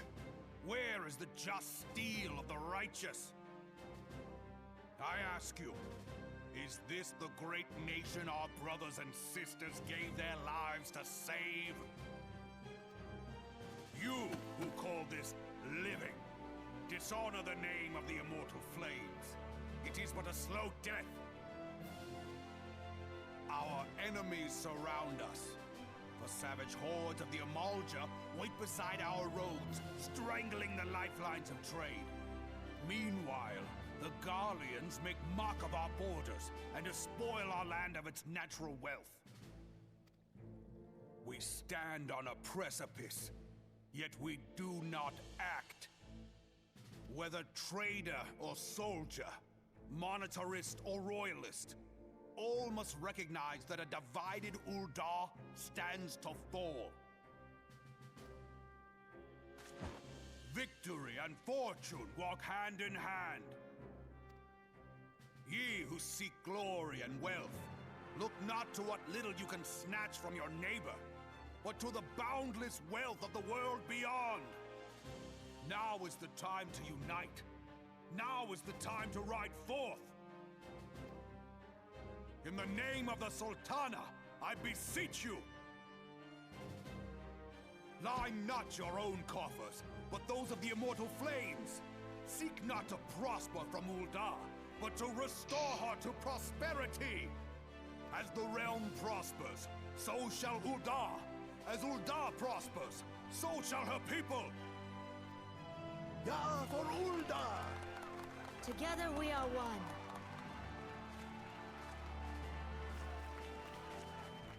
Your Grace. Raubon?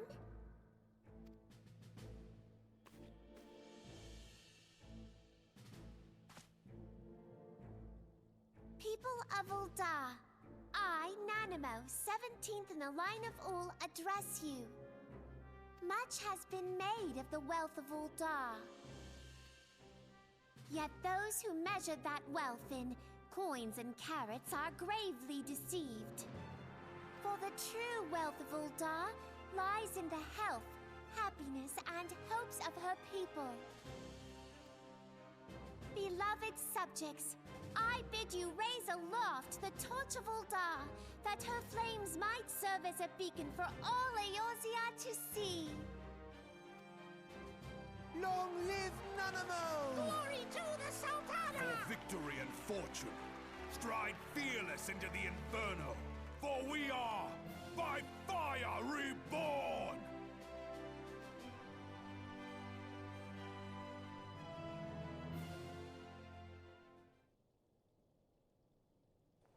Forsooth? The time is now! Fancy meeting you again. Can I just put him behind the wallpaper now, please? No? Okay. The Eldans have a long history of conflict with the Almaja, the beast tribe that worships the primal Ifrit. Judging by the look of your tastes, I take it you have encountered them. The Eldans do not shy from a confrontation. If aught threatens their precious prosperity, they will seek to crush it. So they have dealt with Ifrit this far, smothering his flames each time he is stoked alive. Yet he is but one of several problems. Though they have been quiet these past 5 years, the Guardians have not gone away. Meanwhile, refugees continue to arrive in droves, and Ul'dah has no clear policy on how to deal with them. After all, not even the Sultanate covers a bottomless, and even assuming they had the coin, resources will ever be finite. Why are you smiling, Alphino? Wipe that smile off your face. Which brings me back to the subject of Ifrit. It has been observed that the Almaja are summoning of ever-increasing frequency. Every time they do so, the Eldans send their forces to smite Primal, and though they invariably succeed, each victory is bought with blood.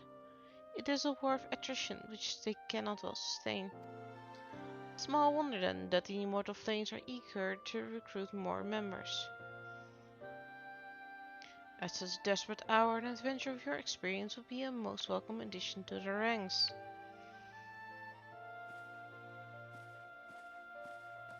Bye Alize! Bye Alphino. Hope I will see you very soon.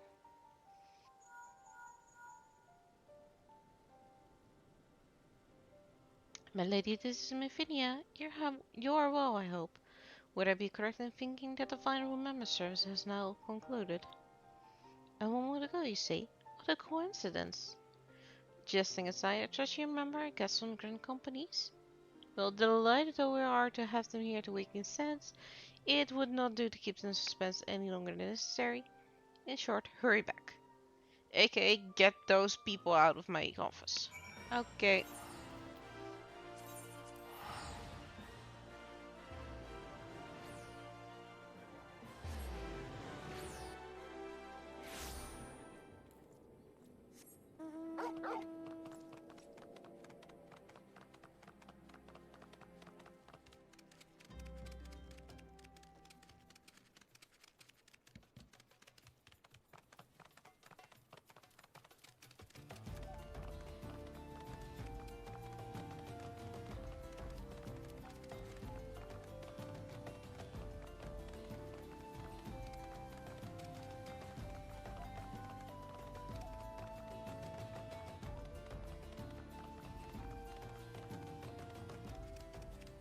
It is so nostalgic to make the trip back to Vesper Bay.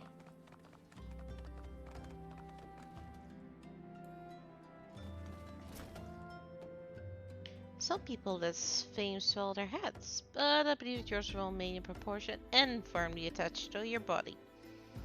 Thank you for the vote of confidence, Tataru. That's really nice.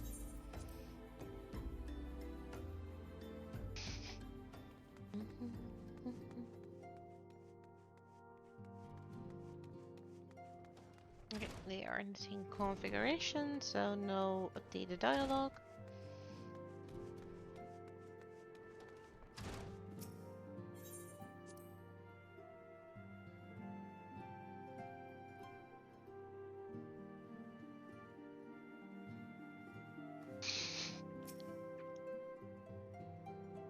Welcome back, Melody. Were the Grand Company's leaders words as illuminating as you had hoped? Aye, each nation is beset with problems. I trust you see now why your services are in such demand. Would that there would be more of you, Melody. But you must be tired from your journey. Why don't you rest a while and take a moment to reflect on your decision? Once your mind is made up, pray give the Grand Company officers your answer.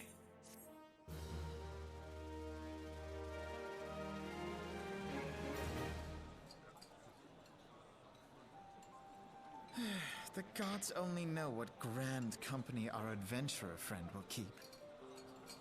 I'm not your friend. The wheels of change are in motion regardless. Brother, are you certain this course is best? Whatever do you mean, dear sister?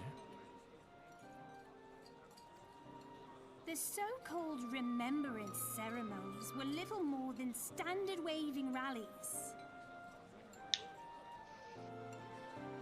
As though the Calamity and Seventh Umbral Era warranted scarcely a mention. Well, of course they were standard waving rallies.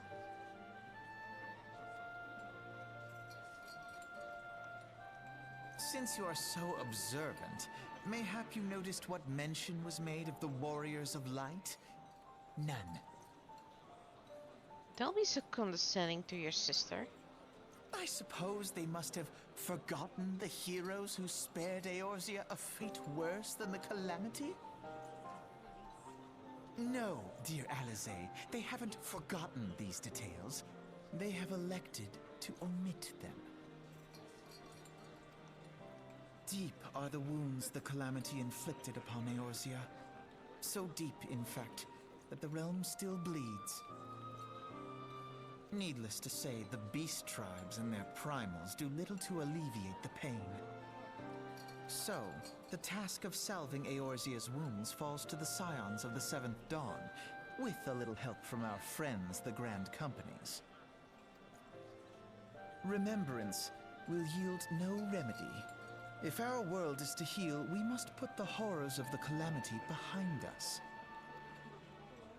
Our grandfather would never entrust the fate of the realm to despots who rewrite history to their convenience.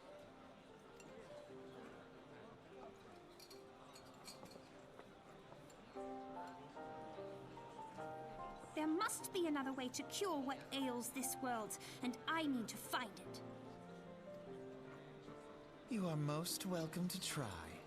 Our paths may differ, but our destination is the same. In time, I dare say we will see eye to eye. Elfino, here's wallpaper.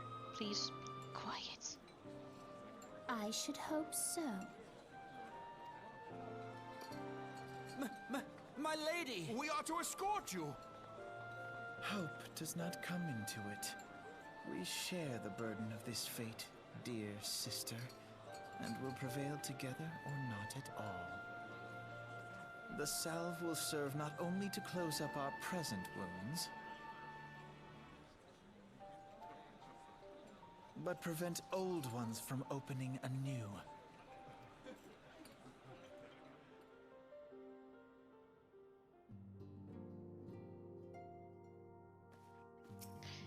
My personal choice is always going to be the Immortal Flames.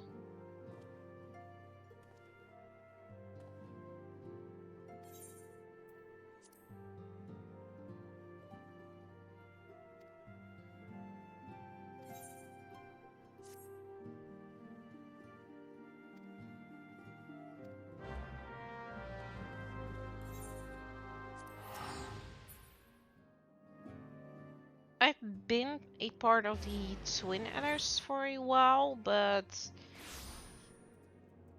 I don't know, I always come back to the Flames.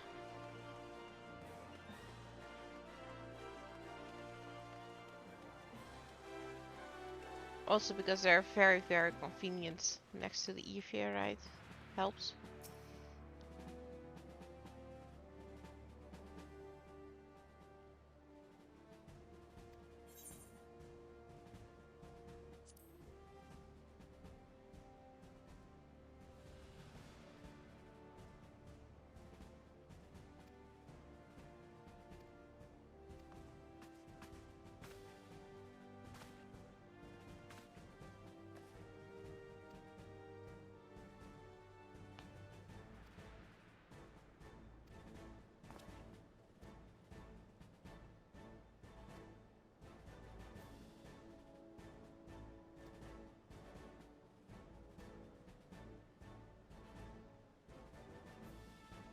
Time for our first mission on behalf of the Immortal Flames.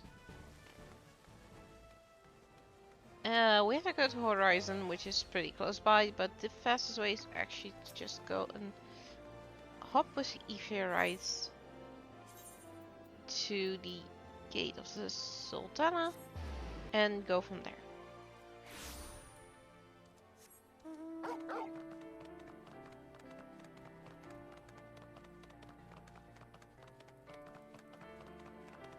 Music is so good.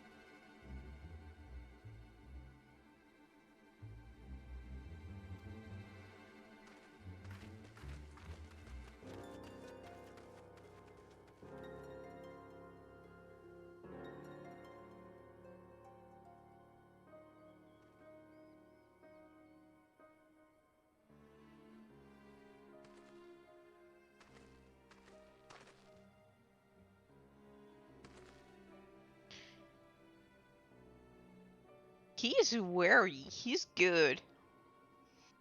He actually questions me.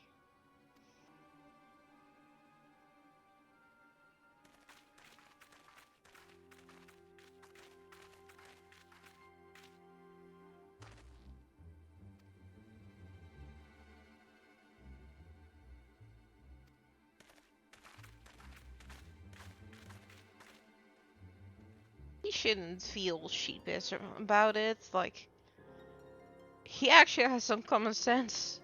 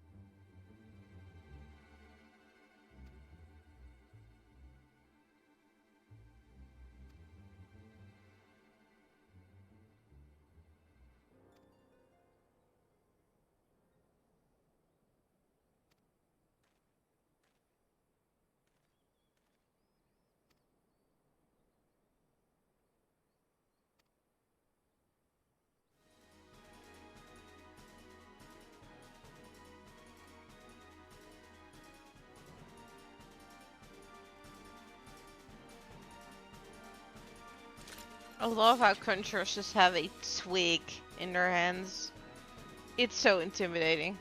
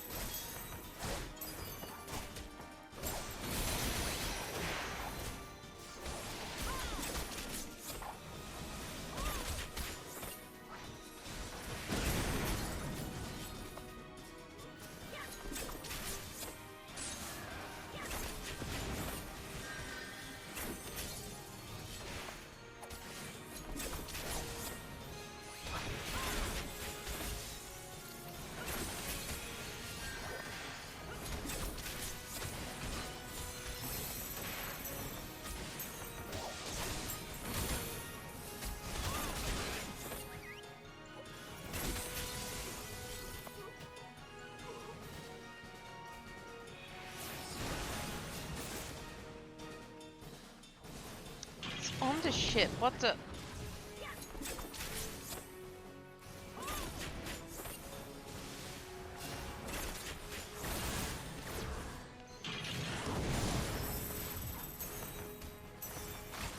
That isn't supposed to happen.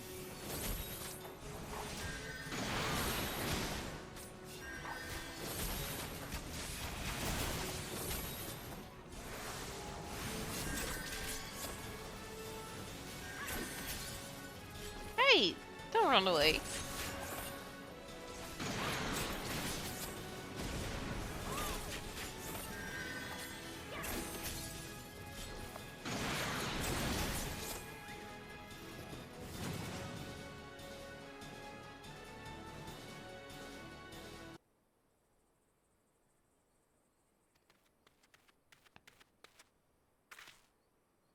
And Biggs and Wedge are all fine.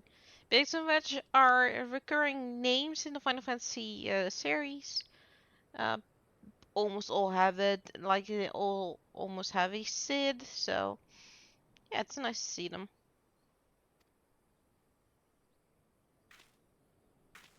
Yeah, it was a close one, Wedge.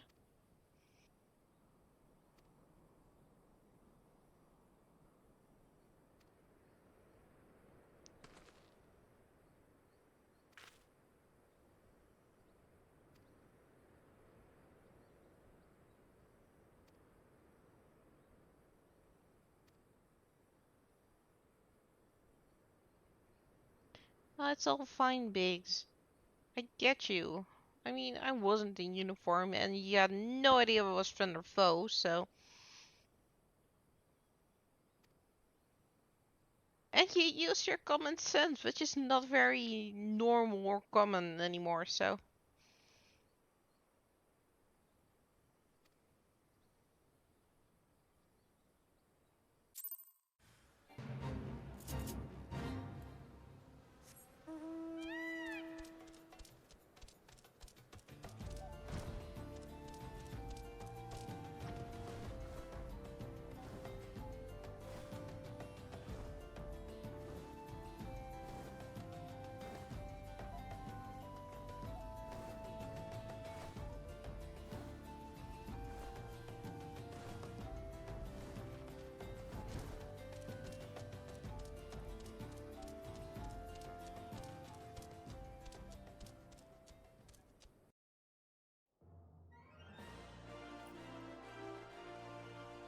Let's return to the Hall of the Immortal Flames.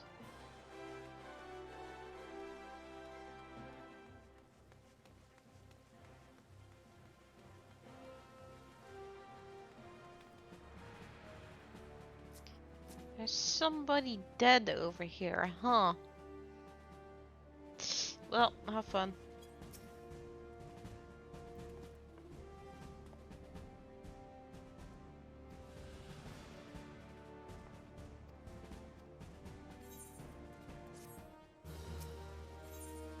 Whoa, we got inducted to the Immortal Flames.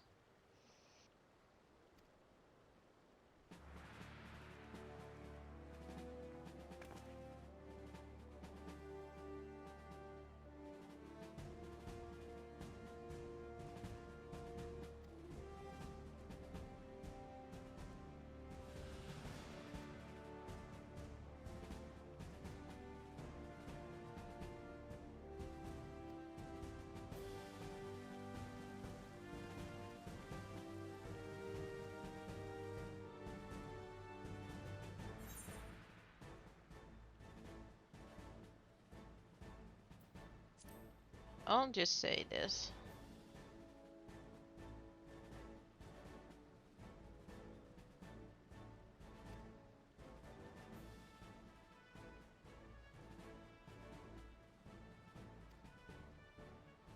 Dude, I'm probably already your superior.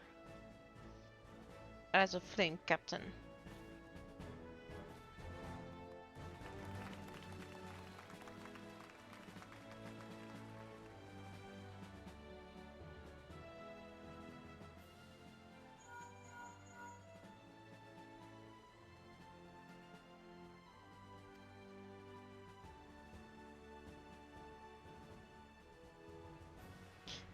return to the waking sands.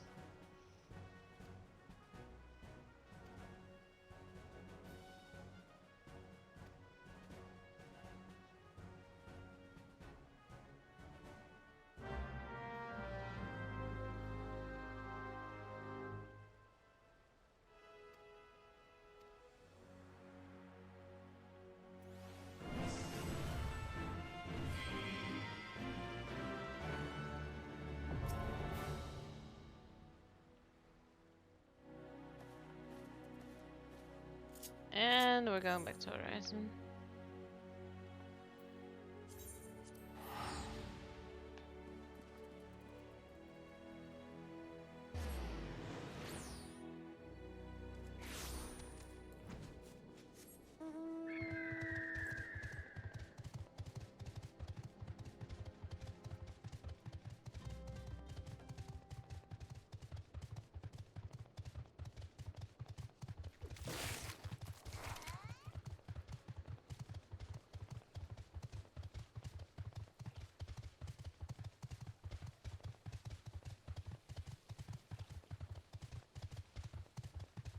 Hello, Nero Crab. Welcome in. And I should actually untrimp. Yes. Very good.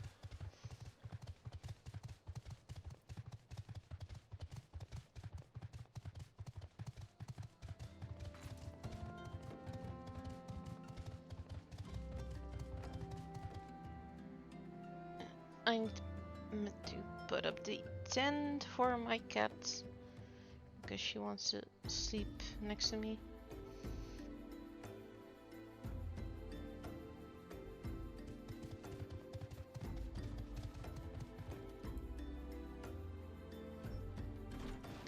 I almost have that mount. I just need to get enough clears in. Oh, thank you so much. I designed this model myself, so every compliment is like, ah!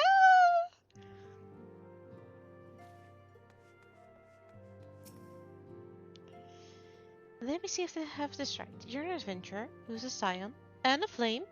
Golly, how do you keep track of everything? It must be fun pairing up with lots of different people, though. Me? I'm always with Papalymo. Come to think of it, why am I always with Papalymo? Probably because he can keep you in line. Following the calamity, each nation's armed force underwent large-scale restructuring centered upon its grand company. In Gridania, the Order of the Twin Adder absorbed both the Wool Raiders and the Godskoper, while the Lomensians enacted the complete merger of the Maelstrom and the Knights of the Barracuda.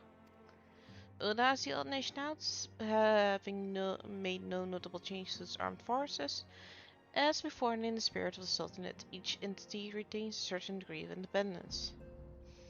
Ah, that's good to know.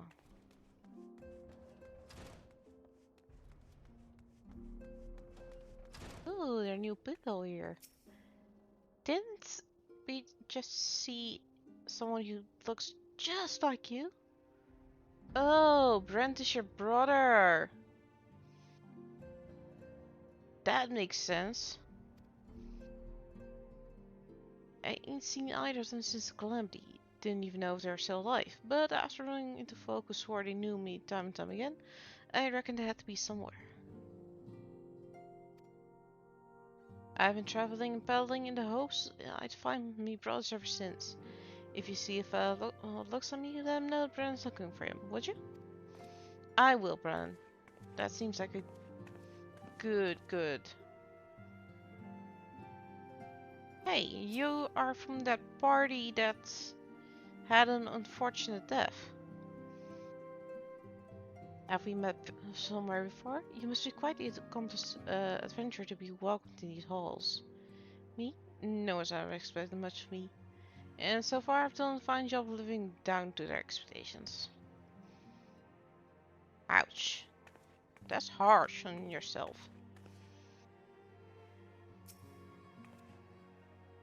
I've been chatting with Persephone, and we both swear there was another member of our crew. We still ain't figured out a way to prove who he was, but you just wait and see. It won't be long before everybody sees us for the heroes who he is.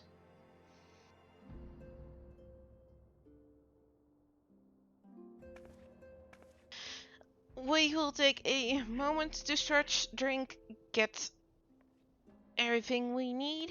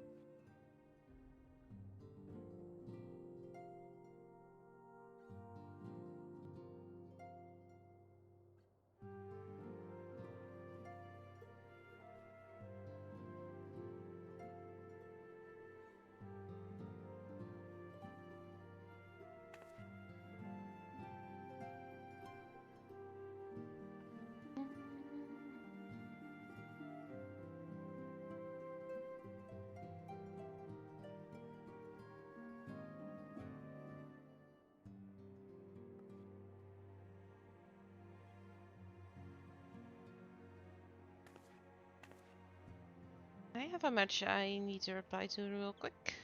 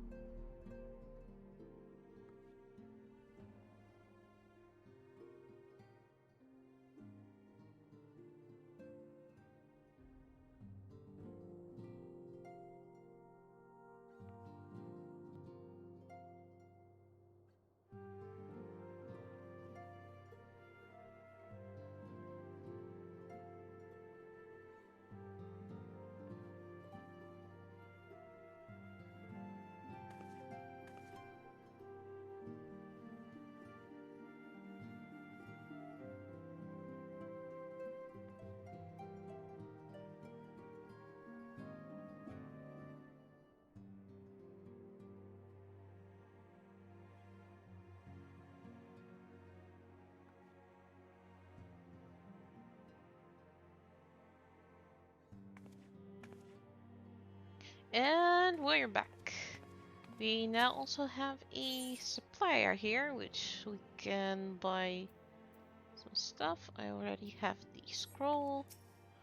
And we can mend our stuff here, which is unnecessary because I can mend my own gear. I'm not sure I grasp the purpose of these remembrance ceremonies. Whether you remember or rite the past, what doesn't matter. It isn't as though you can repeat it. Our present-day enemies fought to serve as sufficient motivation, don't you think? The only lesson I believe we should take from the calamity is that there are far greater threats that can and will appear. I mean, that's fair. I heard you pledge yourself to ground company. Me? I don't think I could do it. I'd never feel like one of them, no matter what the recruiters say. I mean, that's also very fair.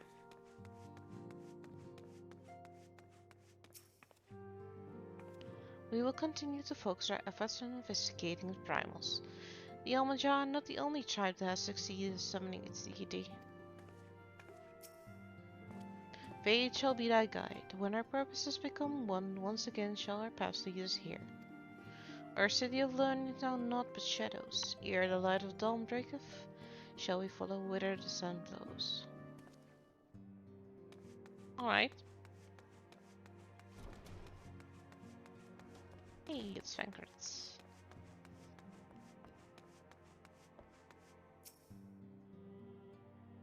The incident of the traitor still weighs heavily on everyone's minds, the Flame General most of all.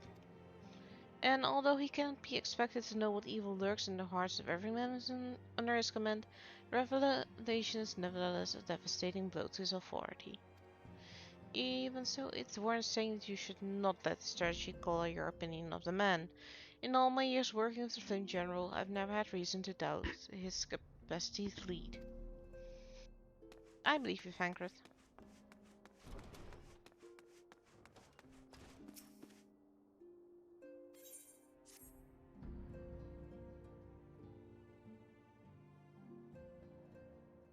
Welcome back. It seems you wasted no time putting your skills to work.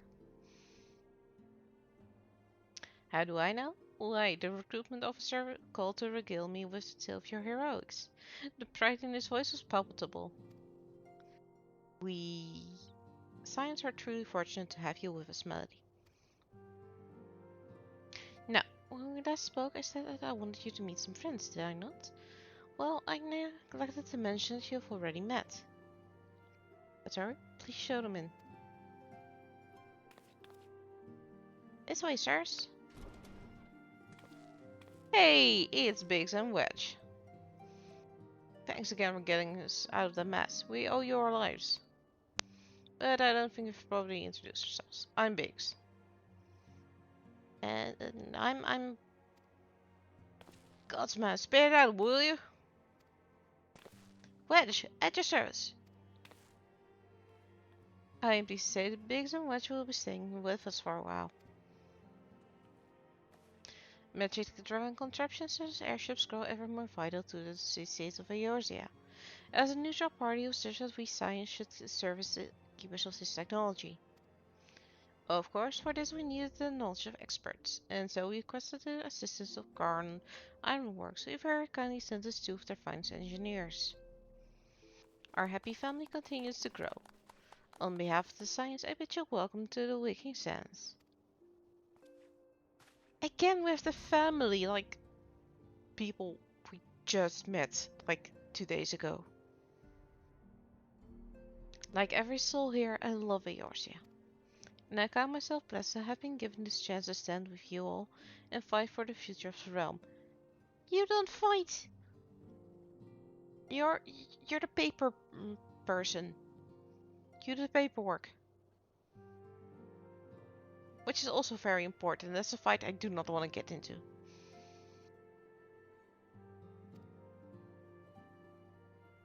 Never have I known such fulfillment, such happiness.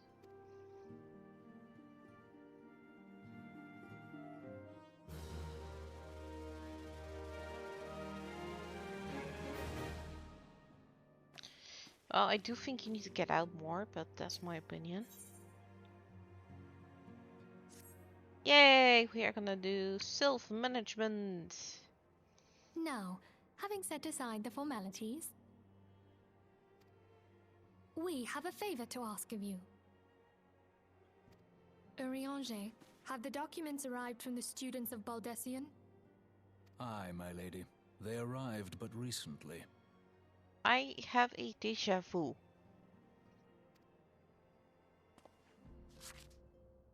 We have conducted a study at the behest of the Order of the Twin Adder. Papalimo, Ida, a synopsis if you would. Our task was to survey the behavior of the Sylphs, a beast tribe indigenous to the Twelveswood. Oh, how to describe them. They look like gisselcreens, floating ones, that worship the primal Ramu. Ahem. Though technically a beast tribe, Sylphs are blessed with a comparatively personable demeanor, conducive to peaceful communication. Offering us an invaluable opportunity to learn what the beast tribes know of the primals. While Ramu's existence is well documented, the Sylphs do not, perhaps cannot, summon the primal any longer, insofar as can be ascertained, until such time as we know. It would be unwise to assume that the threat posed by the primal has passed. Which leaves Gridania with the added worry of not knowing what they should be worrying about. In that regard, they are hardly alone. What we can say with absolute certainty is that Gridania has its hands full fending off Garuda, who, I need hardly remind you, is among the most savage and terrible of all known primals. In short, it is essential that we approach the sylphs in as diplomatic a manner as possible. Words and actions can be misconstrued. The only sure way to communicate our intentions is the echo. Right. Winning the sylphs' favor may well bring us a step closer to mitigating the threat of the primals. Will you help us? Well, it's not like I have a choice. I am grateful. Lovely. Well, as much as I'd like to help, I'm afraid I would be of little use to anyone in Gridania. A veritable babe in the woods. Ida and Papalimo, however, should be able to see the forest this for the is trees. Something we noticed last time as well. This is the first cutscene where Thancred wears that necklace. I thought I was coming up and I was right. Indeed. You are willing?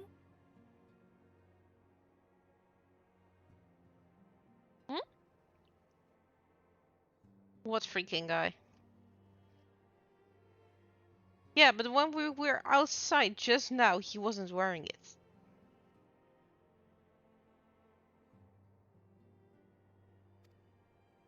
Leave it to me. Us, Ida, us!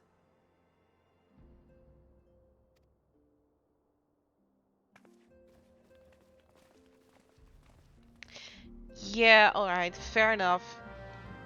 Like I said, Thancred is a bard despite the fact that he's a rogue.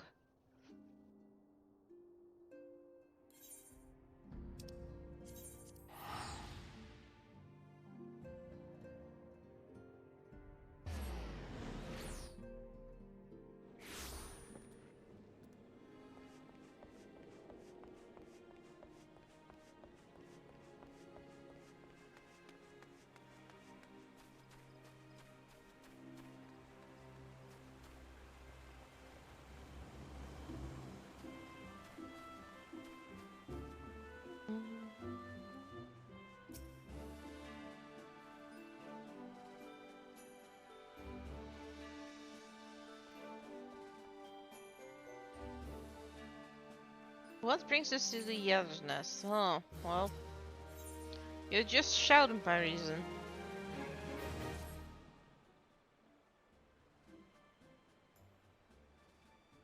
Hail, adventurer, I bid you welcome to the Other's Nest. Did you seek to entwine your destiny with one another? Nope. Not my thing. Good evening, Commander. Sorry to disappoint you, but other business brings us here today. Ida and Papalimo, as always a pleasure to see the two of you. My men tell me that you question the name of the Scions of late. Quite so, Commander. A little bird told us that the Twin Adder was in need of our adventuring prowess. Aye, your little bird sings true. No doubt have you heard that we're investigating the Scions, that curious beast tribe that calls the depths of the Tolswood home. The Scions are for the most part a peaceful bunch, much to the delight of the elder Caesar, who has no desire to see people embroiled in yet another fruitless war. The Twin Adders of the same mind, and it's precisely for this reason that the Scions' relation to a primal Ramu has raised a flag of warning amongst the ranks. Friendly as they may appear, beastmen will be beastmen. That's racist. Should there be ever a sliver of a chance that the summoning of the primal might disturb the balance between Gridania and Sylph tribes, it is a possibility we cannot ignore. Better to be safe than be sorry, indeed. Do we strike out Ramu or leave the Sylphs to their own ways? That's a question yet I find myself lacking ample knowledge to arrive at an answer. Opinions abound within Gridania, but to listen only to one's own is among the greatest mistakes a commander can make. I would hear from the other side, the Sylphs themselves, and seek an impartial party to serve my liaison. That's where you Scions come in.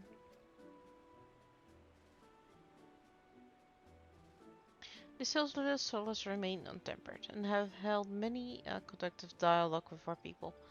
I would hear their cannot fault on their tempered brethren. That said, I urge you to exercise due caution. Sylphic tradition and etiquette bear little resemblance to our own. It wouldn't do to have any cross-cultural faux pas get in the way of a conductive parley. En route out of the last, you will come upon the Hallfarn hut. Our officers change their can enlighten you as to how to win the Sylph's favor. May your expedition be a worthwhile one. A friendly party affair with the Sylphs? This should be a pleasant enough diversion. The Hallfarn hut, was it? Why, I believe the ferry departing from West Pier should take us straight there. I just trip over my tongue all the time. A friendly parley indeed. I hope this will be as straightforward as you say, Papalimo.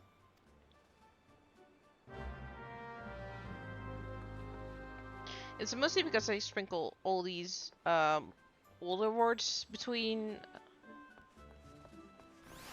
normal dialogue, which just makes you go look twice about what they're actually saying.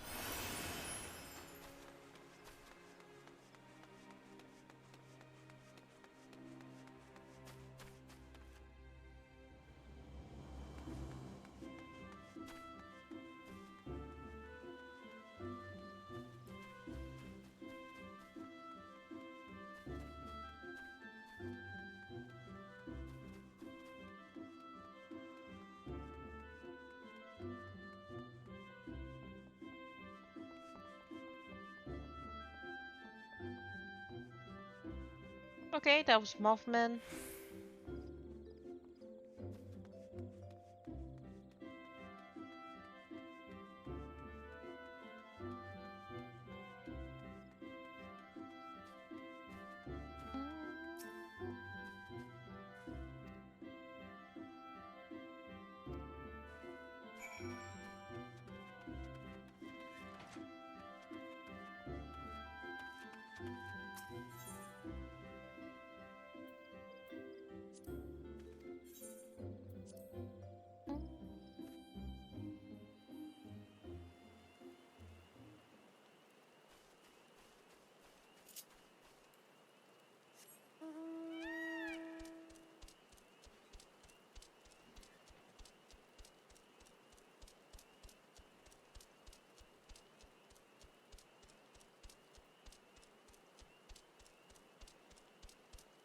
Why is it always raining?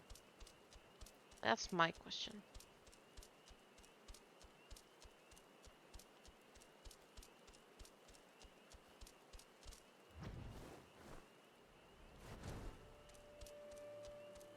Let's see, in here I think it should be, yep, Elaine.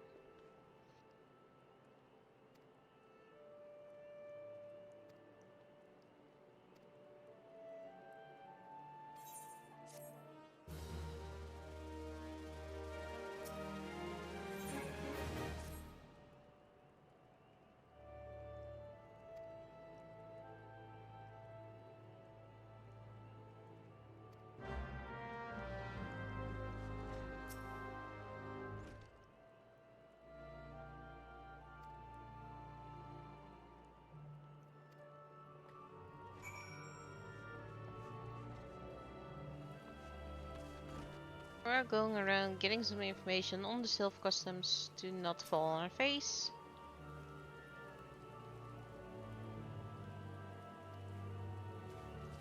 Do not give them any food.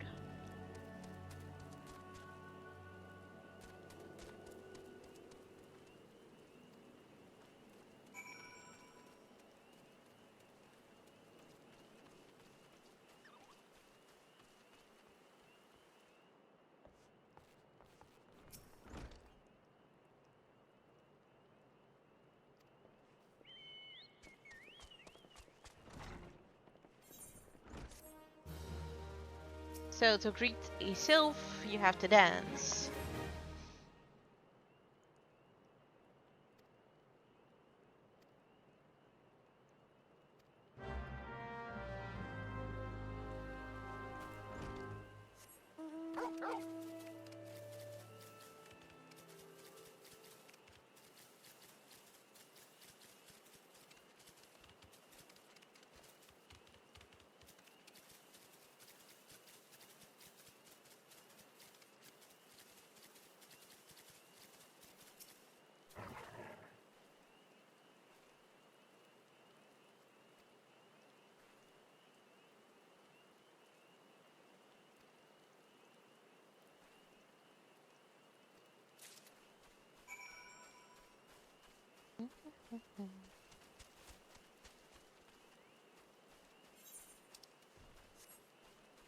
Yep.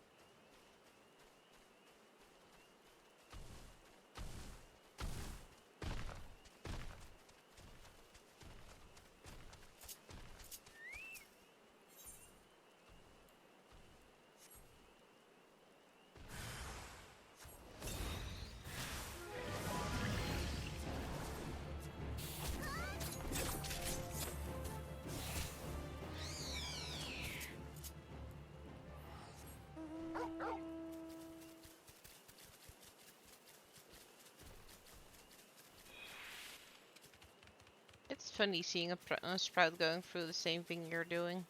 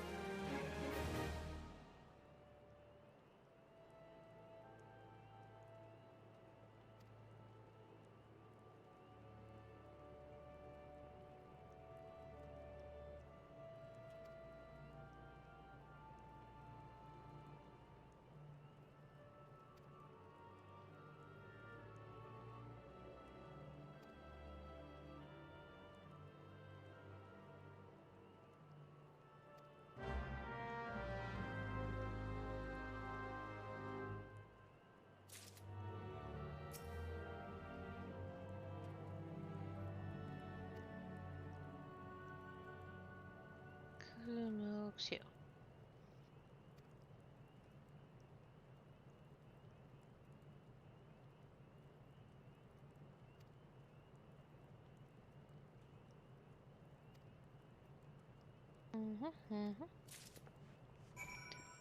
So we're playing Envoy for Kanisana again. Can it stop raining? That would be great.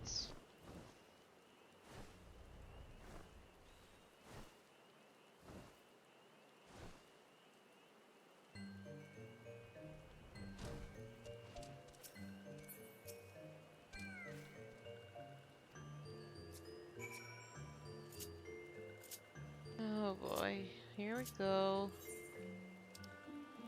Where is the dance emotes? Here.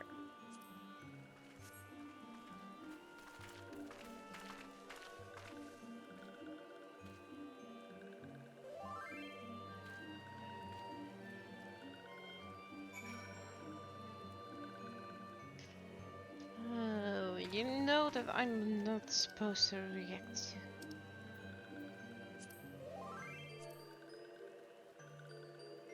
I know I can! I like to be difficult. Let me be difficult.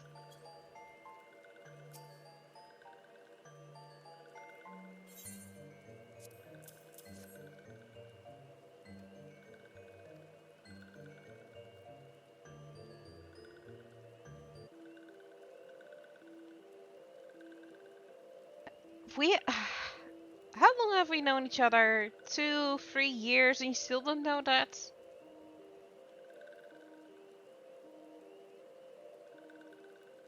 Welcome on carries. A message for Elder One. This one will deliver the message to Elder One. Welcome One should no worry.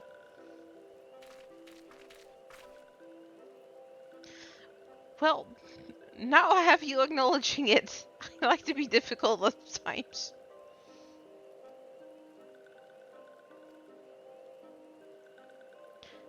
Who are these ones? These walking ones come from Gridania?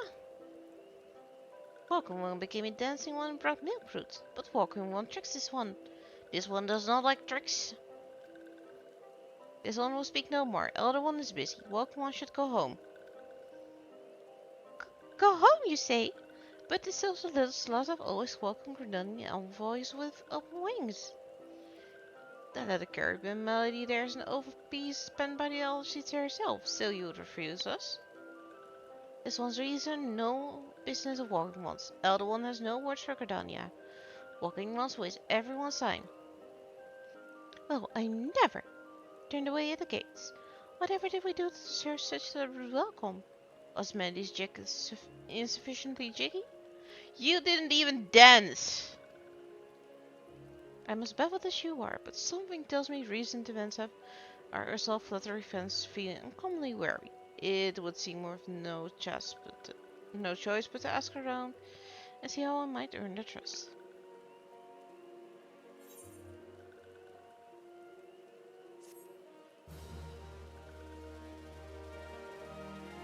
You come here and dance for the sylphs.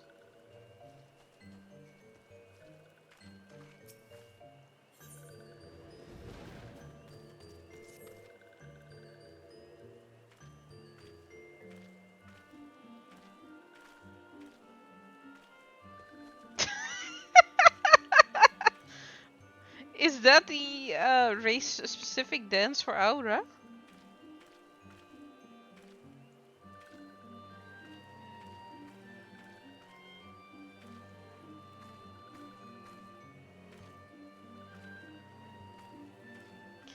And Ida has cramps, which means she cannot. She has leg cramps.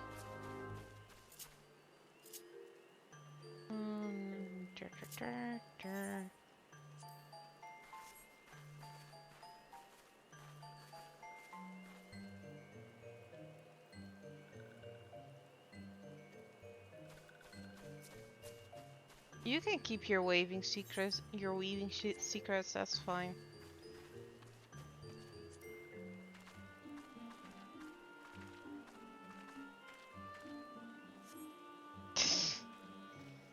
Okay, well,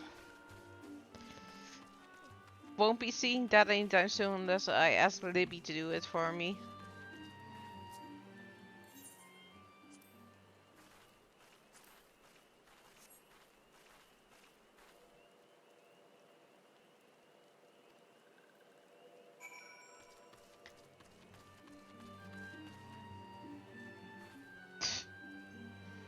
Libby is a she. She just plays a Milfiera.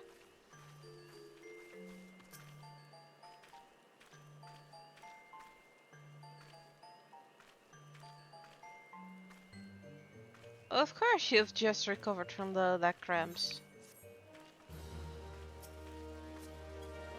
What a surprise.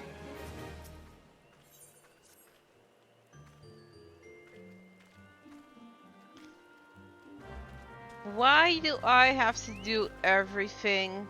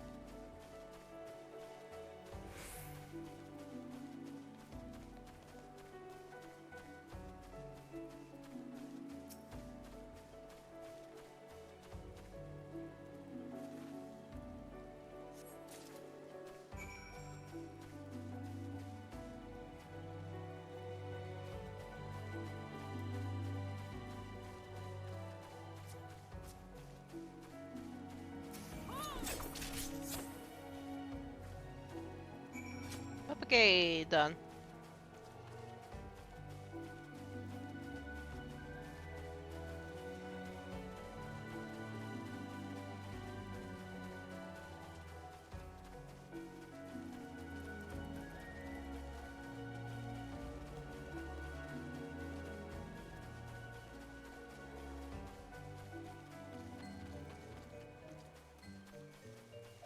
I want a Dragon Phoenix fire mode so badly, if only to just rub it into Gideon's face.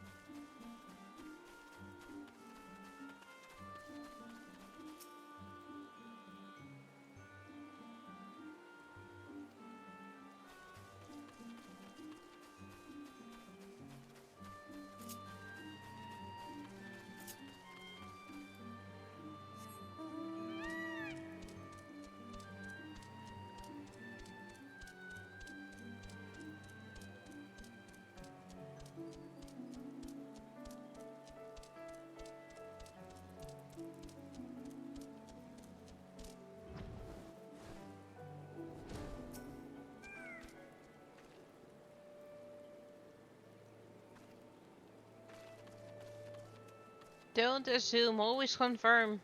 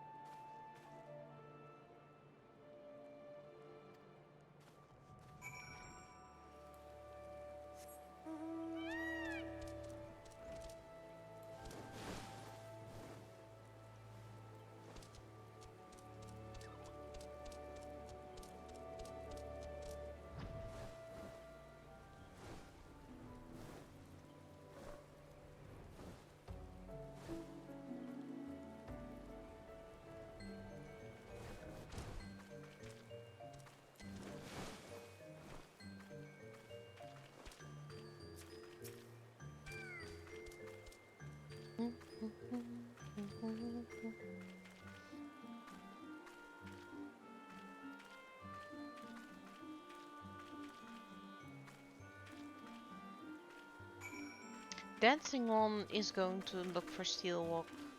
Yep.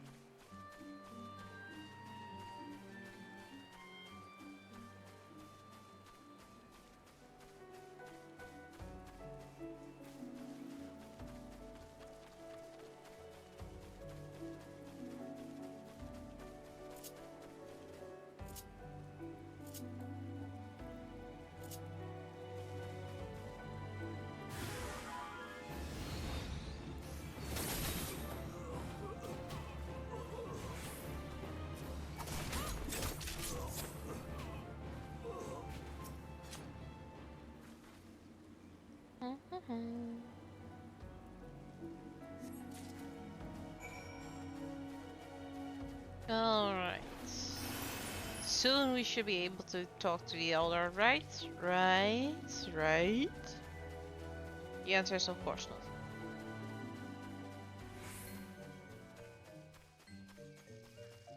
Because that would be too easy.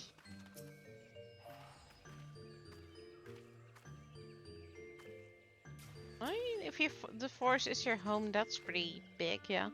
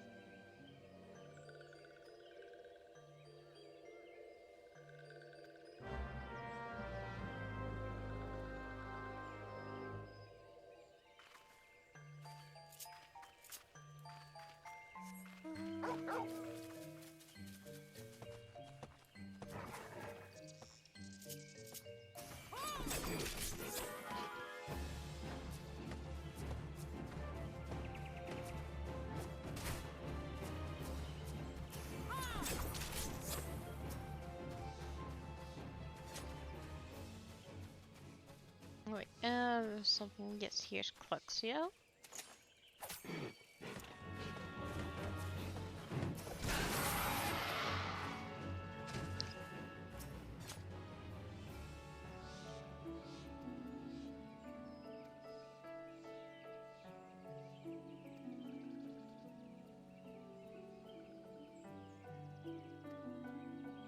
So I was a walking one, then I upgraded to a dancing one, now I've downgraded to a meddlesome one.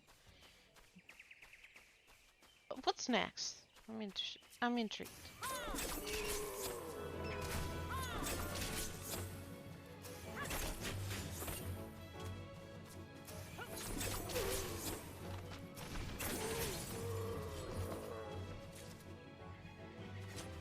Here.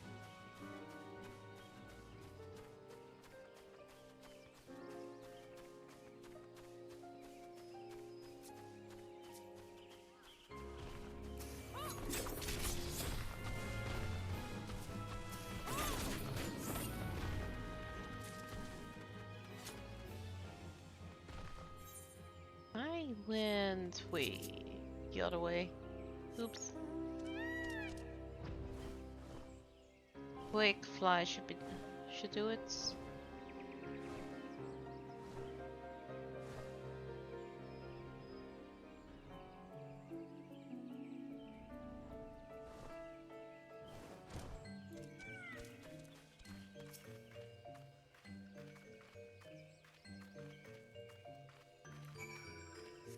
Are you having fun dancing?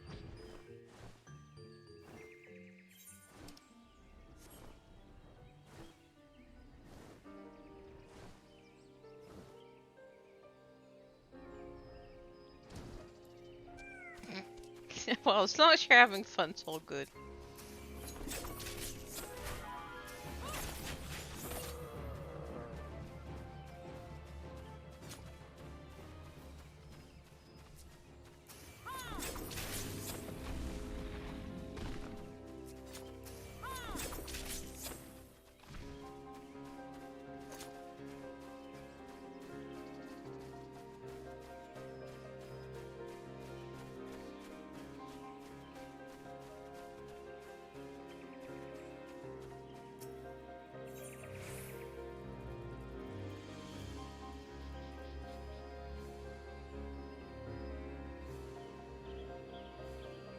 Oh, I've noticed. I'm just choosing not to acknowledge it.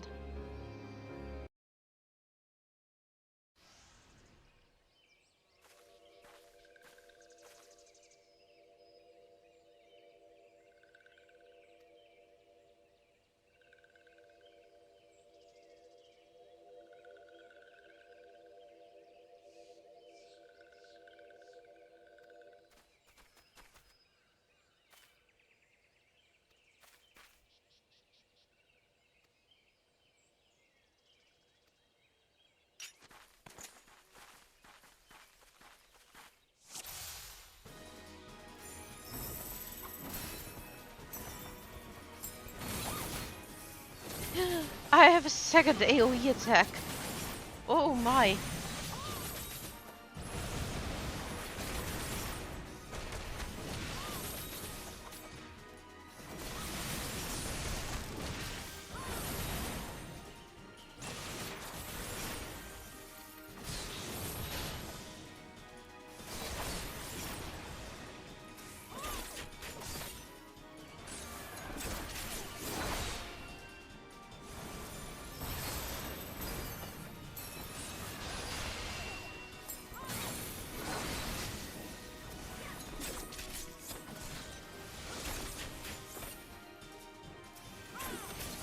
Sails are all gone. Dancer is OP.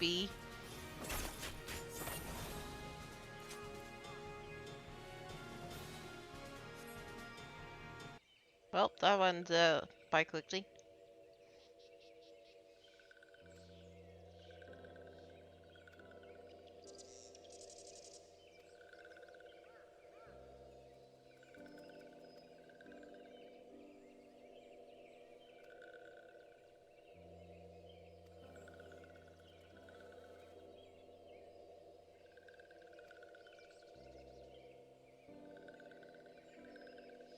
Yay, we've an upgrade, a helpful one.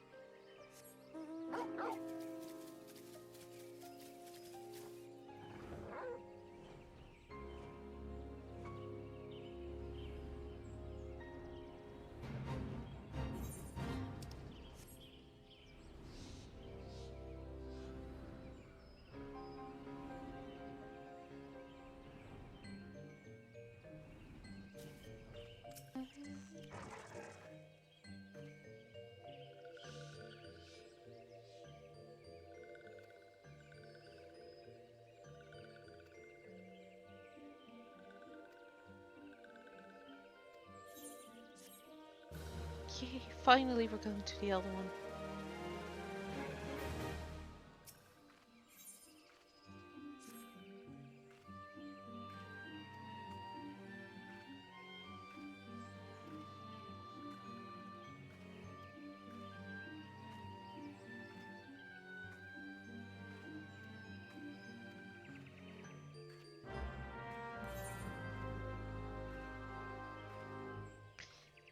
Yeah, I'm sure that's an experience.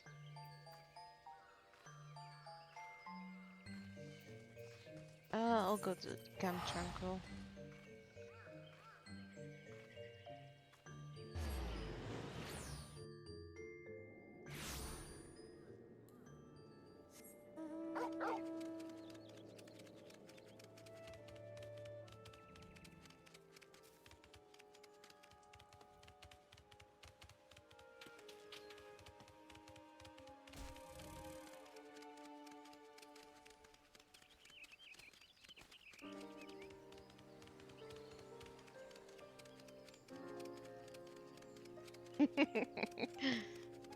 That's the cutest dance, Darkslayer. I agree.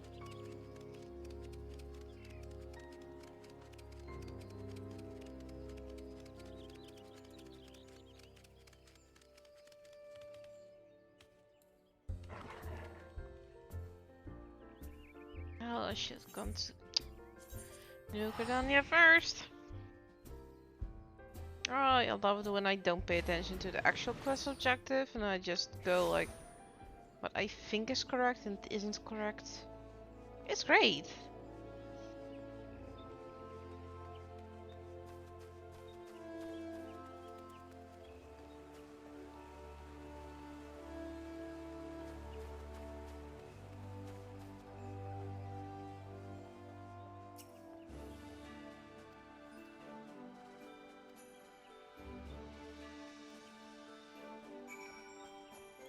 We're actually going to Freshman's Meadows.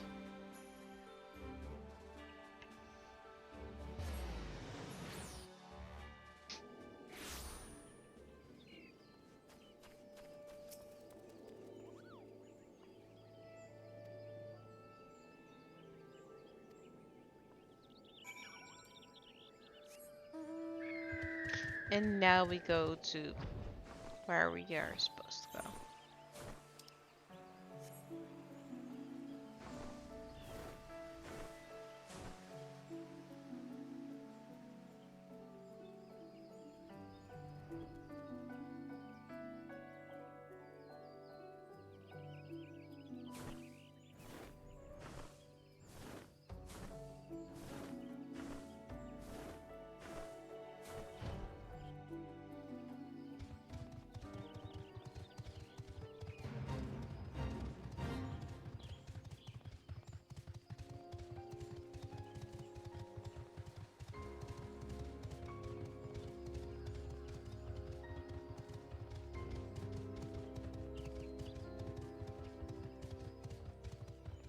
It's Ida Papalivo.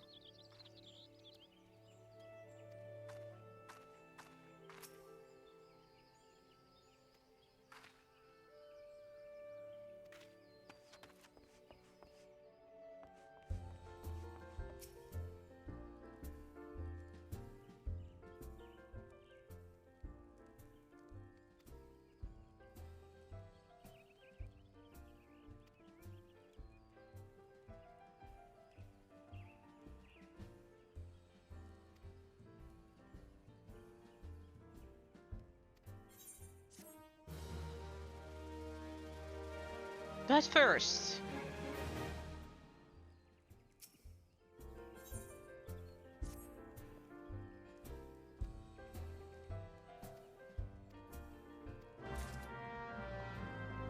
we can throw a bucket of water at someone.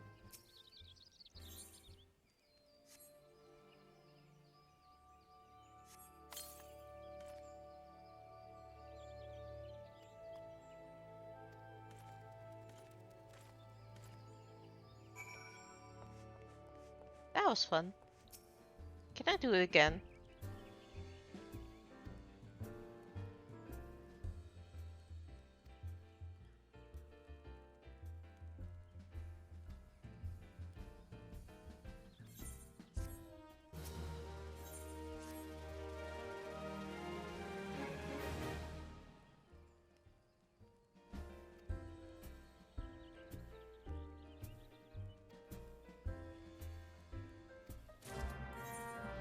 And here we go to Limsa Laminsa.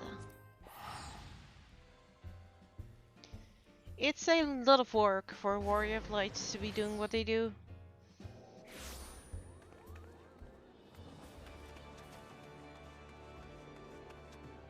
Oh, that's cute. Actually, what are those boots? Those are the Woodland Warren long boots. Okay. With the skirts also. Oh boy. Oh dear.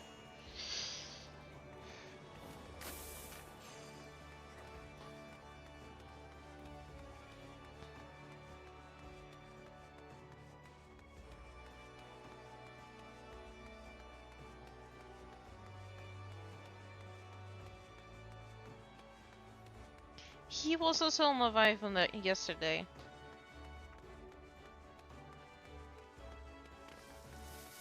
If I recall correctly.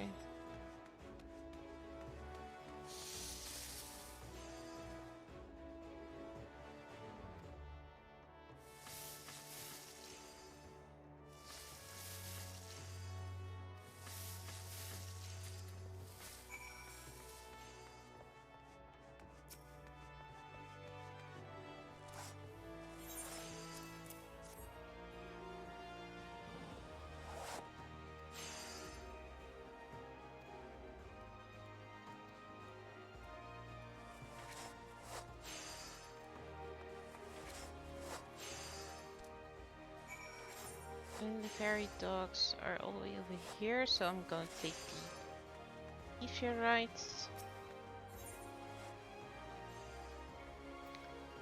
Good, Krishna's Guild.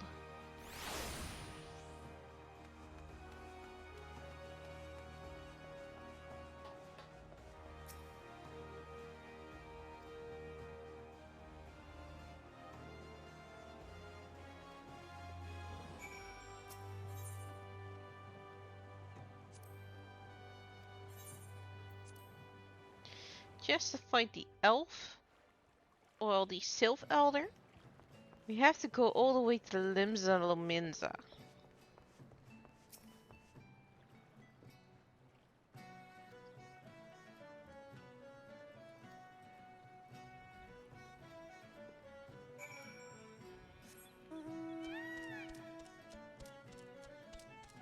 I know, right? Ulda's place to be.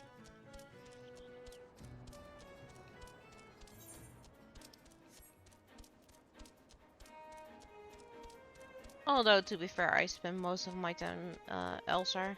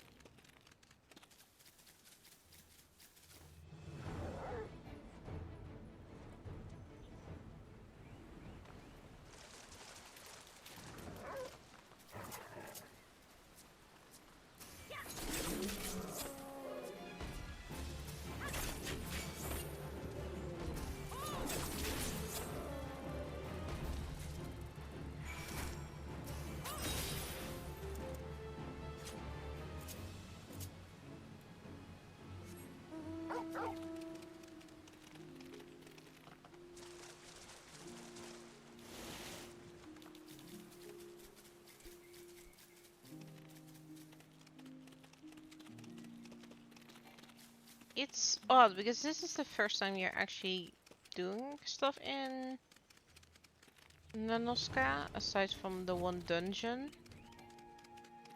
And it's during a forest part.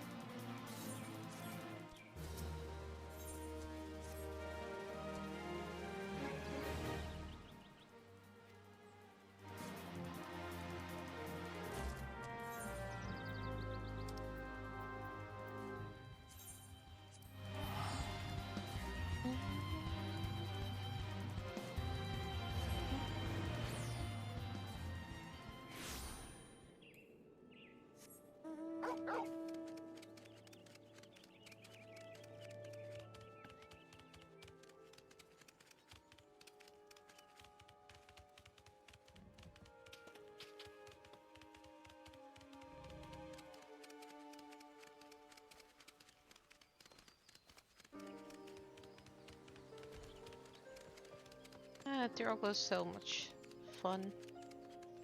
He's a good boy. I do wish we had his battle form as a chocobo skin, because that would be so cool. But alas.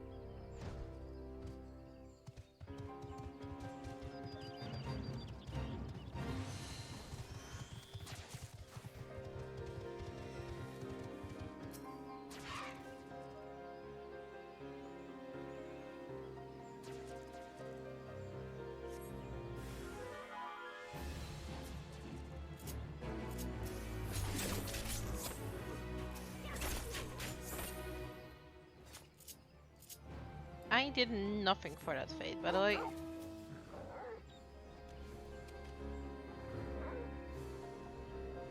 Over here.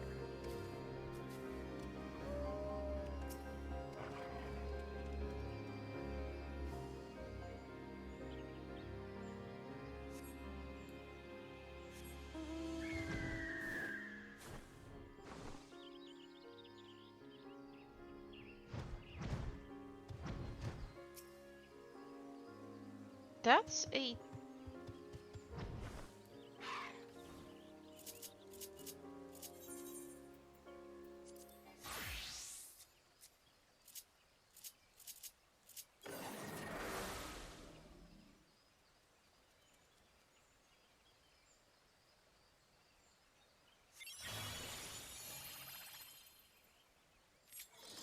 Oh, that's all I can do.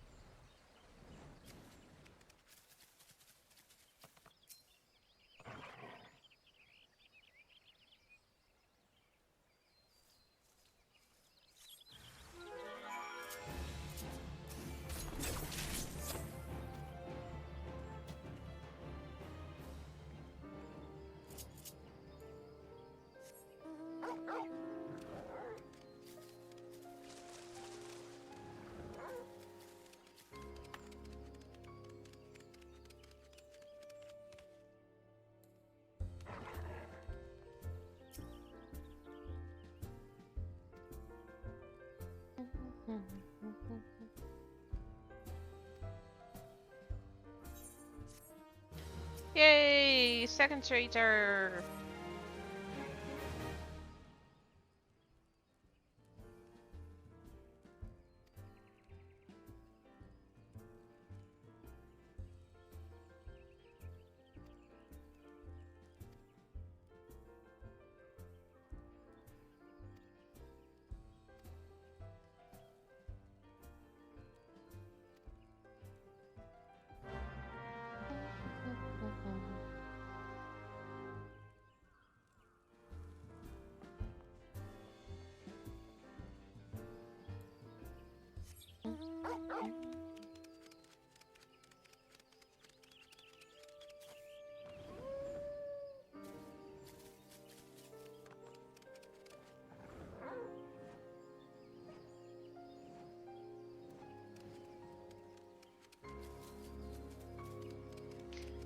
Yeah, I'm blind.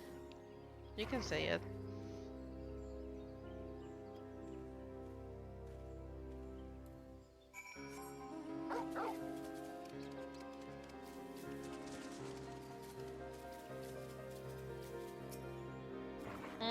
Patrol.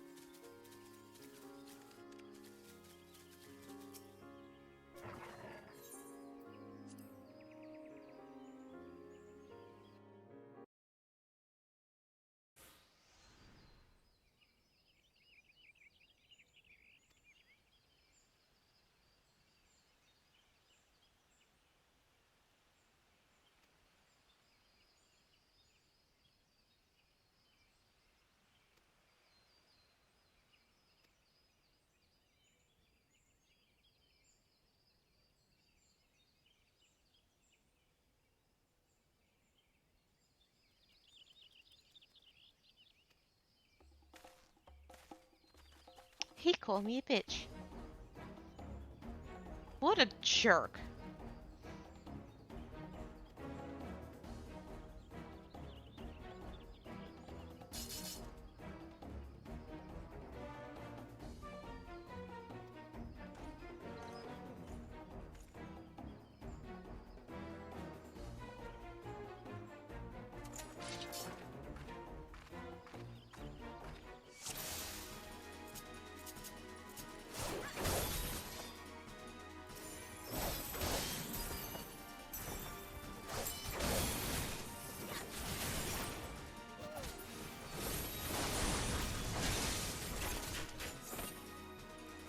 You mean spineless Laurentinus.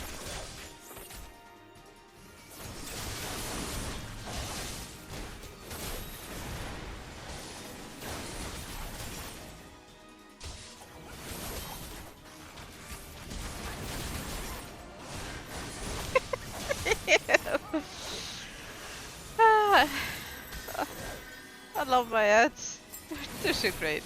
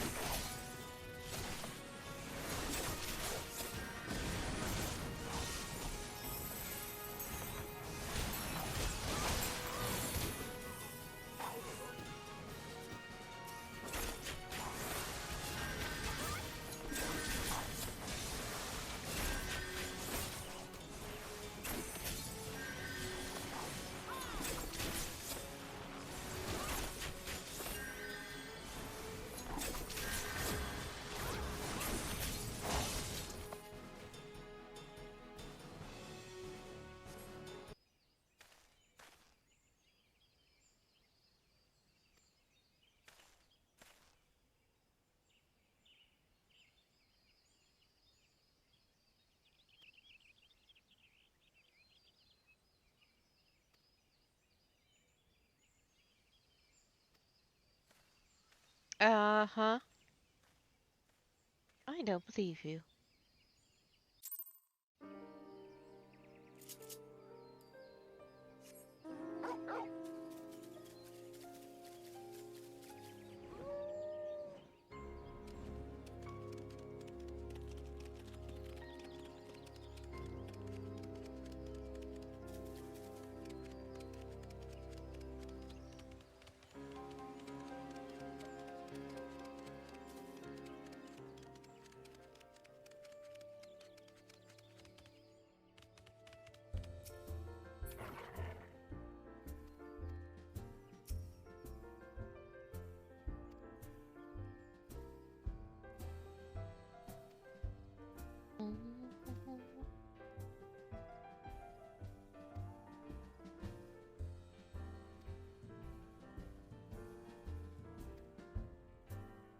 Welcome back. We already finished the fight because I couldn't stop that.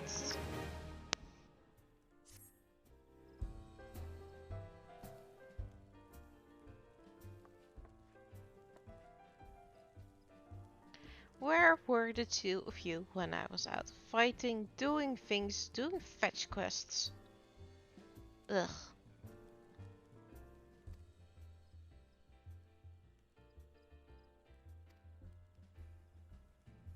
I am doing the dungeon, yes. You have to in order to progress.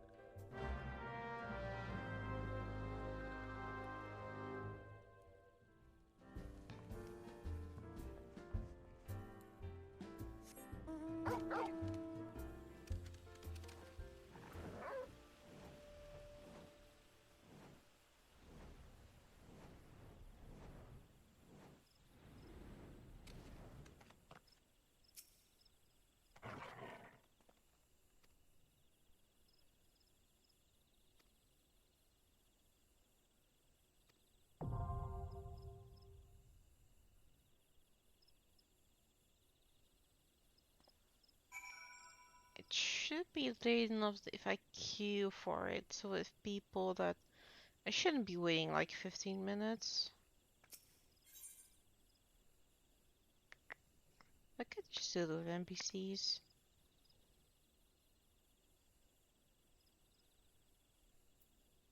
Players are more fun though.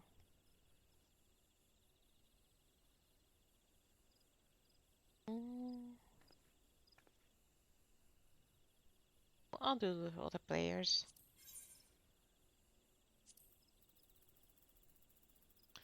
I do not want to go into M4, thank you.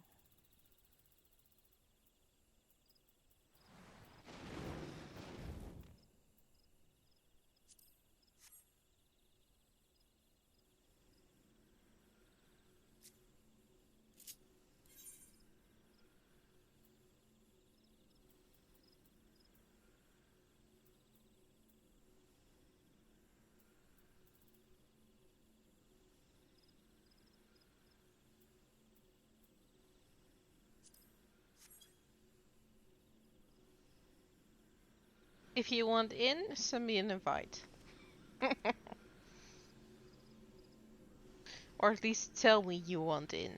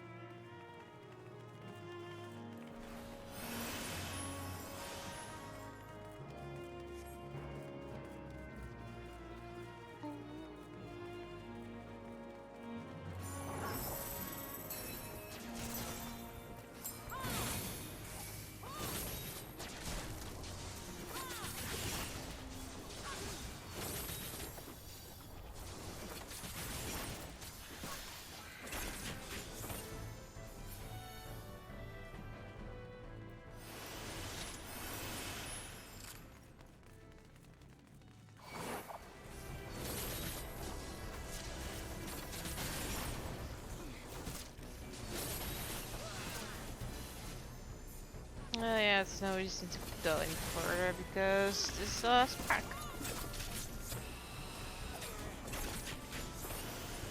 I'm just so used to just go until you see the wall.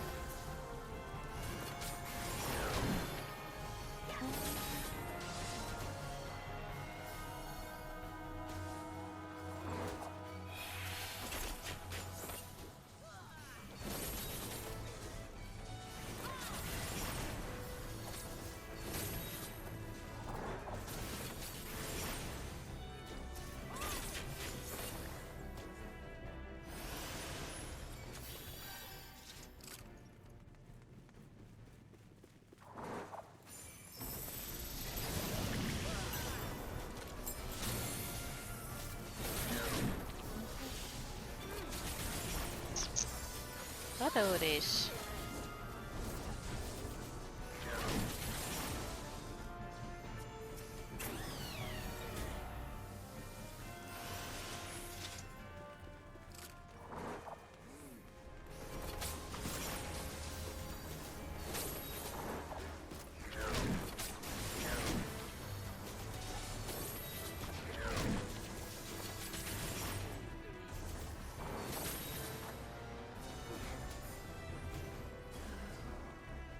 Yes, yes, get the breadsticks out.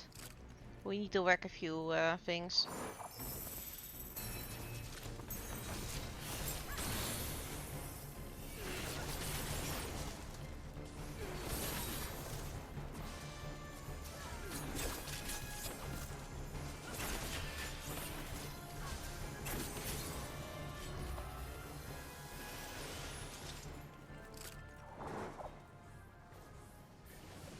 Alright, my bad. That is indeed a sword. It's actually a baguette, but...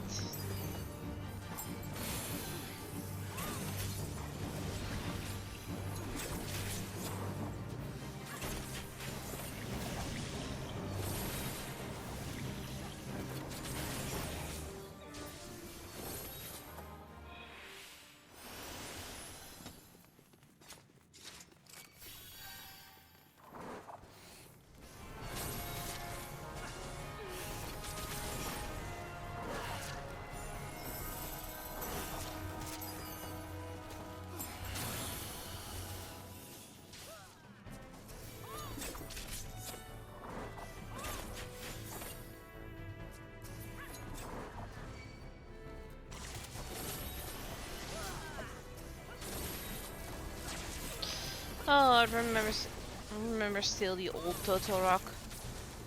That was a mess.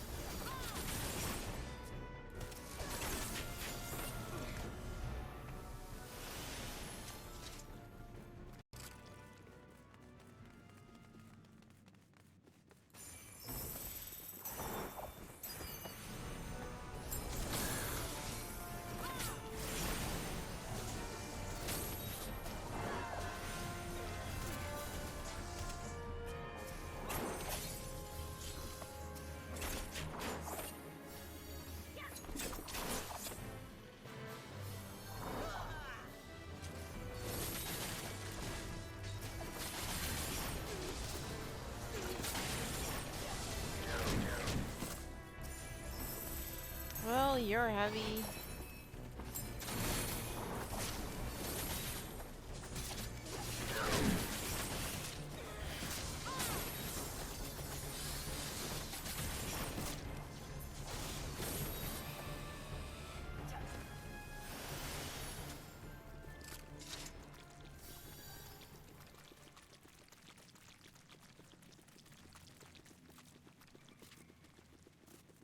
Well, I'm gonna watch the cutscene, so if the boss is dead afterward, well, I guess what happens happens.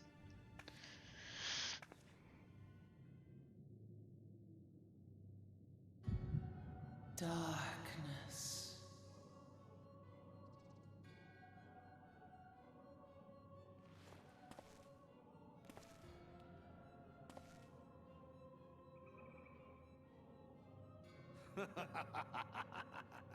Elko, Hitra Buklohans.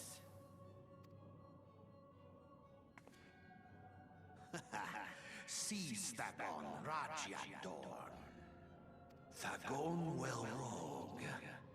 Tosan Opaiki. Mayhap I might if I deign to speak in my guest crude tongue. We meet at last.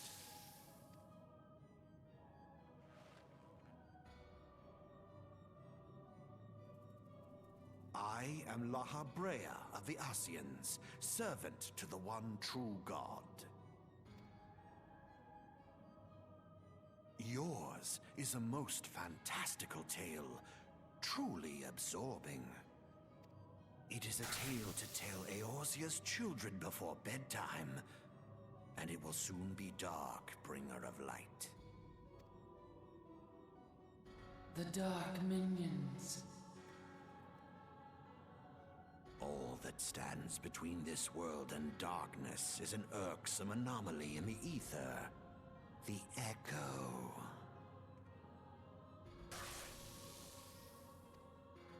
Yes, yours is a most fascinating tale. Alas, like all good tales, it must needs come to an end. But fear.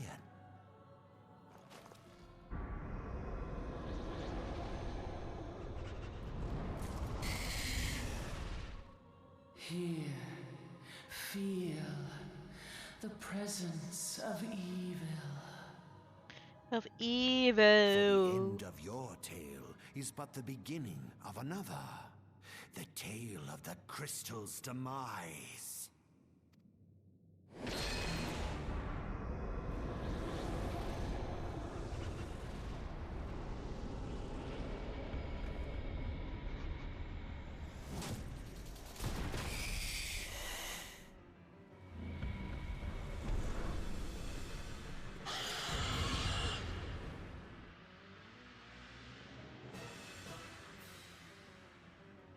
Well, normally we would be fighting this thing, but our team already took care of it. It's a known problem, in my opinion.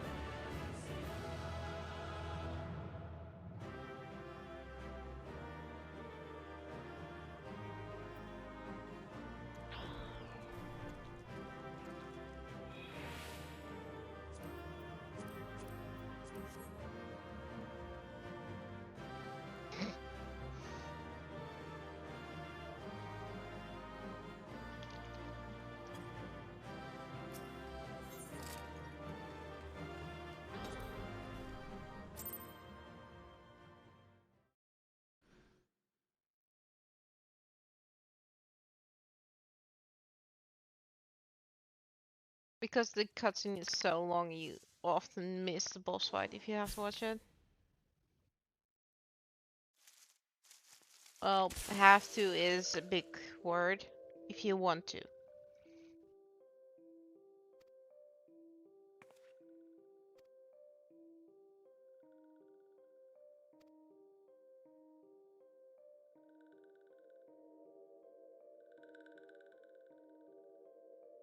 Really?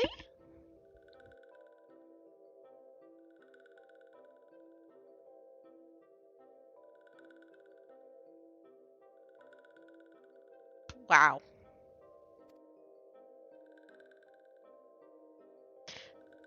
So you're the one I have to blame for this.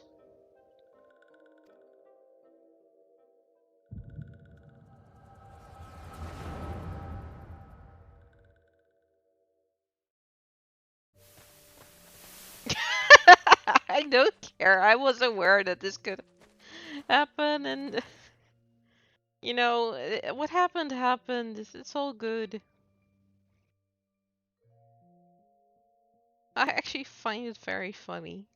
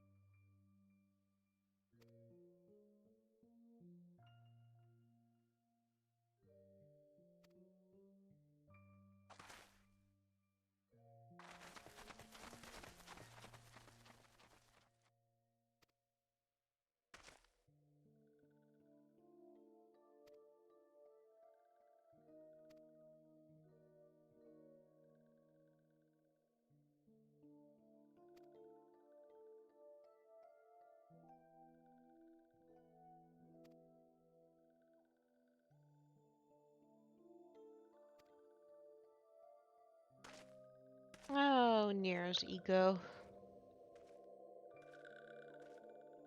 It had yet to be pricked through.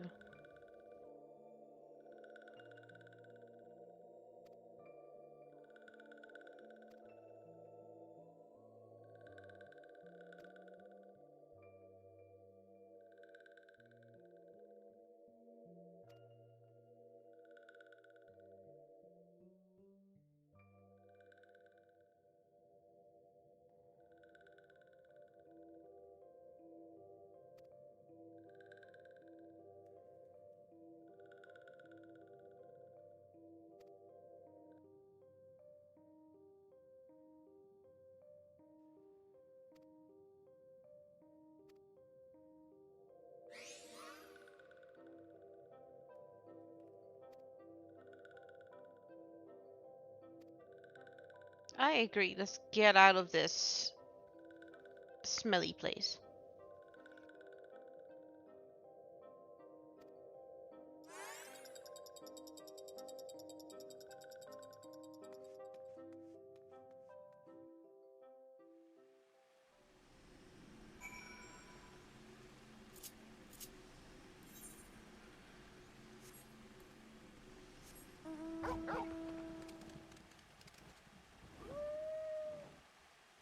And it's raining again.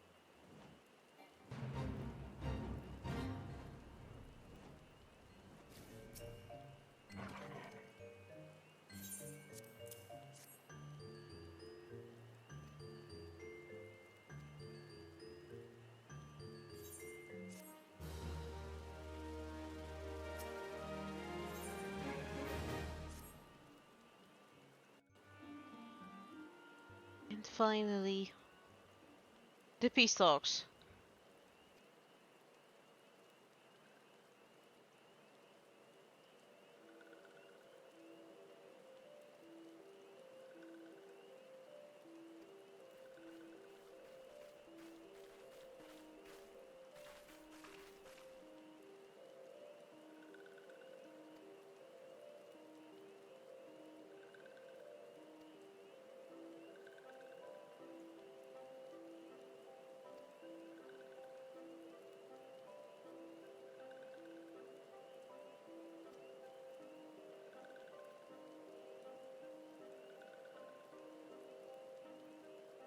Is it me or does Frixio's head look like a garlic bulb?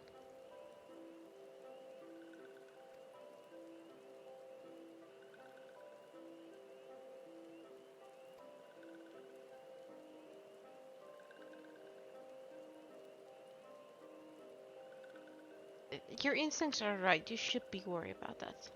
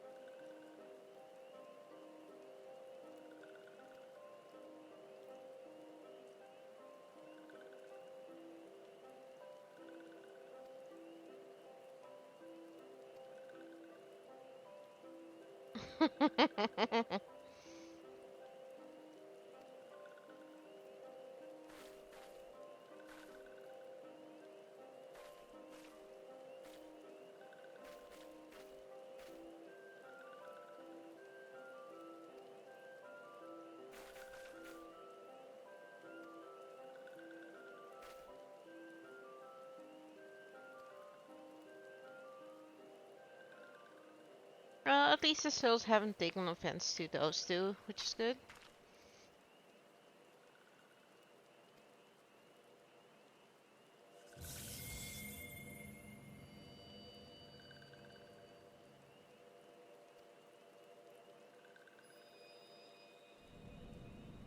Our first crystal of light.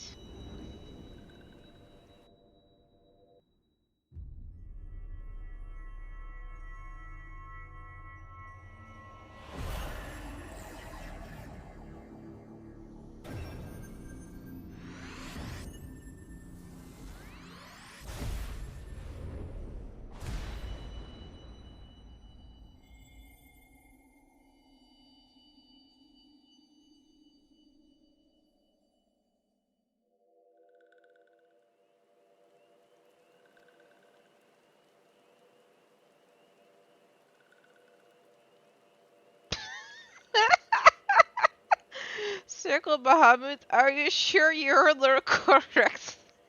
The job.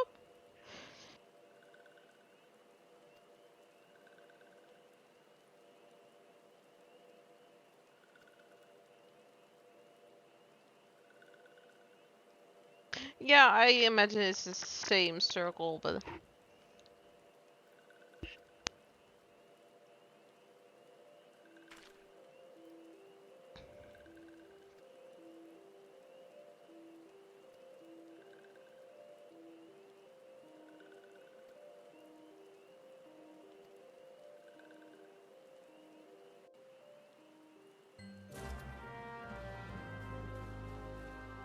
let's see, we have to go over there. It's just there? It should be just there.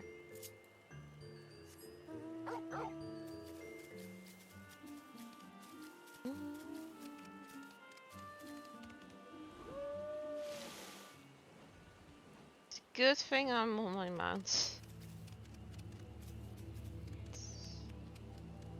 Here is the working circle.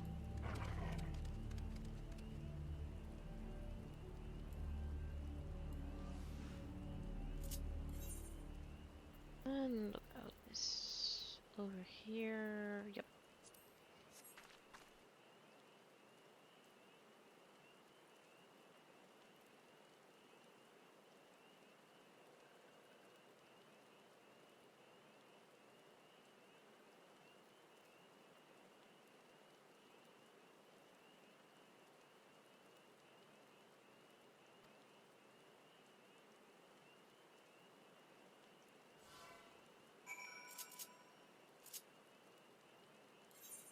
And back to Gridonia we go.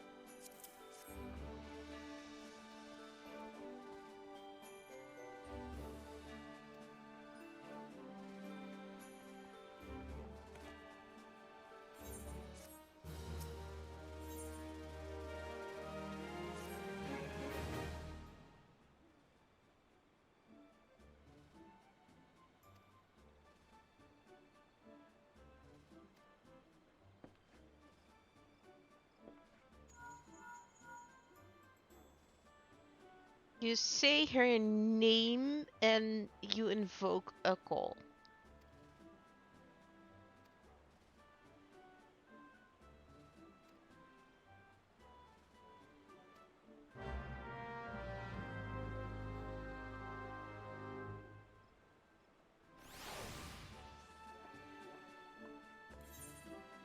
And back to Horizon it is.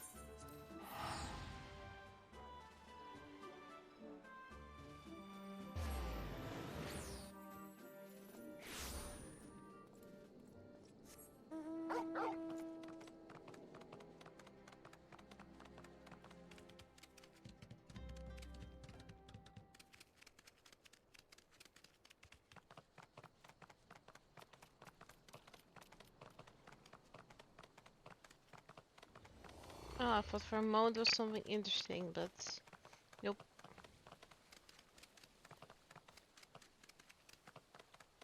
I'm happy to leave the Sprouts to their own adventures.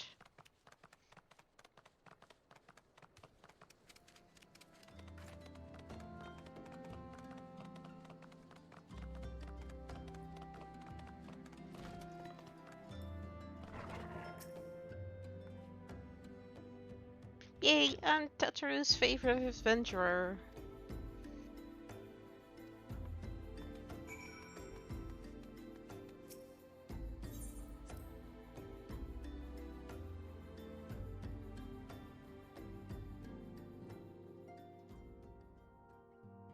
Oh no.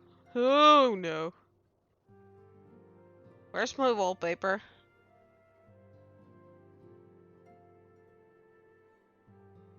I am given to understand that the matter of Ramu has finally been resolved. I fear resolve speaks of permanence we cannot rightly claim. Yet I am well satisfied the Lord Levin will not trouble us in the foreseeable future. Your satisfaction is assurance enough for me. How fares the investigation? Well enough. Vankrat is sparing no effort. There are many and one just as you suspected. Their purpose, however, still eludes us. I see. Ah, I have been meaning to ask, what is Alice quite well? It feels as if I have hardly seen her in recent days. Oh, you haven't, nor have I, alas. Alice has chosen to walk her own path, stubborn girl, but you may be assured that her destination remains the same. And on that note, I'll take my leave of you. I trust the Valesian report will serve you well. Baldessian. I take it we can proceed as discussed? Why do you ask? You scare need my permission to ask. You scars need my permission to ask. I need to learn how to read, or I just need a break. Both are probable.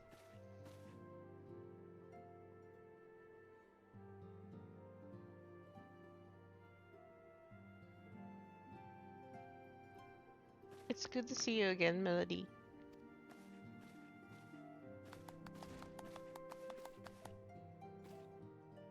I have been looking forward to congratulating you on your triumph in its falsehood. Owing to your efforts, conflict has been averted. Truly, you have done the Scions proud. With that, we can strike remove from the list. Who's next? The Sahagan and Leviathan? The Lord of the World has not answered his minions' call of late, nor is he expected to do so in the near future. While the Sahagan remains aggressive as ever, they lack the quantity of crystals required to call forth their god. As with the Sylphs, we can leave them to their own devices. For a time at least. For a time bears repeating. We can ill afford to fall complacent. It is as Ishola says, unless we know the minds of the beast tribes, we cannot predict with any certainty when next a primal will return to plague the land. This being the case, we must proceed with as much haste as prudence allows. Any word on Titan? The Maelstrom keeps the kobolds on constant observation. We shall hear from them for ere long, you may depend on it. So, then all of the known primes that have been active in recent times we are left with... Gardania! Wait, I mean Garuda! Who is the prime of the Ixo who live near Gardania? Yes, that's what I meant. So many mounds to cover. Would that there be a more efficient way to conduct our surveys? Were he still of us, we should not long have wanted for a more practicable solution.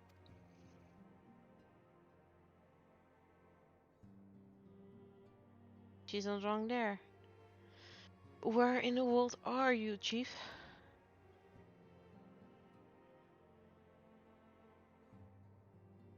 But one sure step at a time. Henceforth, the Order of the Twin Adder will handle all matters pertaining to the Sylphs under the sage guidance of Seafarers.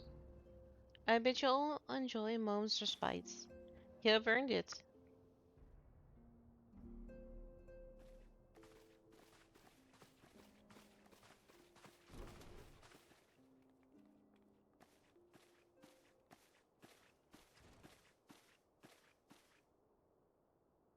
Is there something else, Melody?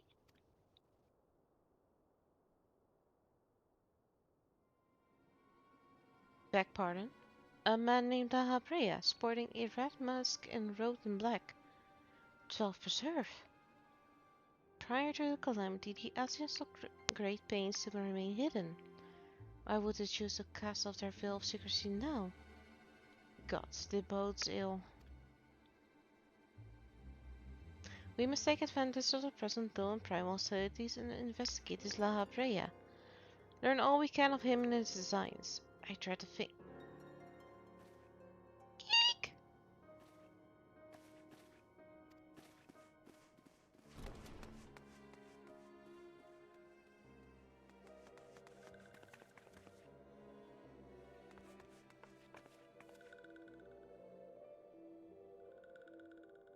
A sylph?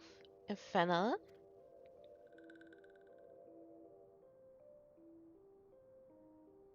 At long last, this one finds walking one melody.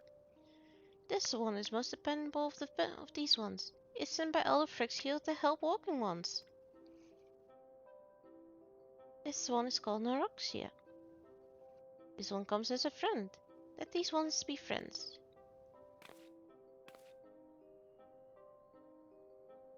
Pleasure to meet you, Noroxia.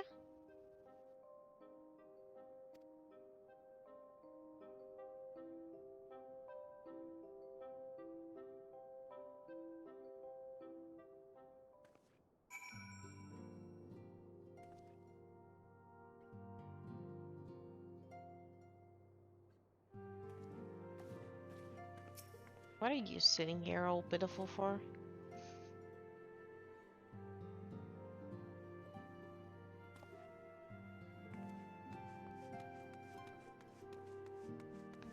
Hey, it's the third one! Wait a minute, I know you. The carriage into Cordonia, right? It's me, Drummond. How in the hell did you end up here, lass? Never mind. You can tell me later. I've got to ask you something first. This might sound strange, but you haven't by chance seen the fella that looks exactly like me? I'm looking for my twin brother, see, and I hear they might have come through here. It could be that for all I know. At least it feels like I've been chasing ghosts for an eternity now. I wish I could just tell him, like, yes, I've seen both of them. They deserve to be reunited.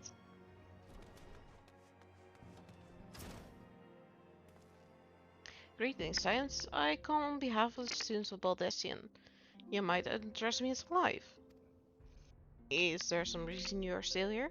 Please, carry on. I am not here to see you. Okay? Oh, at least he knows what he is here for.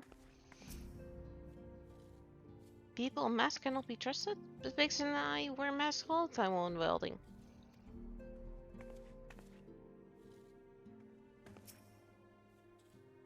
Fine. If only Master Garland were still with us. He was a brilliant man full of life and purpose. Kind and generous, he taught us everything we know about engineering. Though believe me, he could also be a very hard person to please. He would force us to completely rebuild devices if even a single flaw was discovered. I can only imagine what he'd say if he saw the tiny Bronco.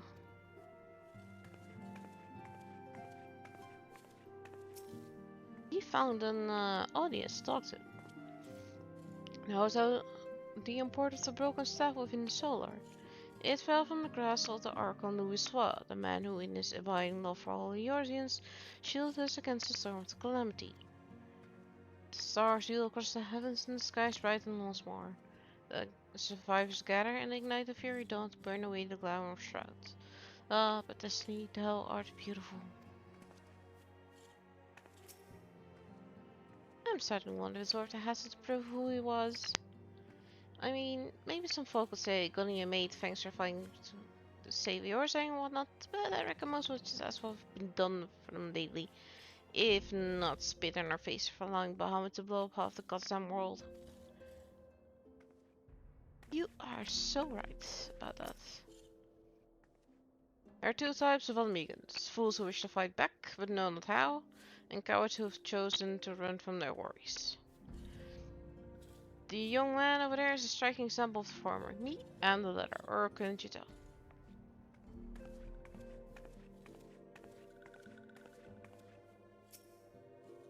Walking Mouse Milda, I have not seen these ones before. This one knows.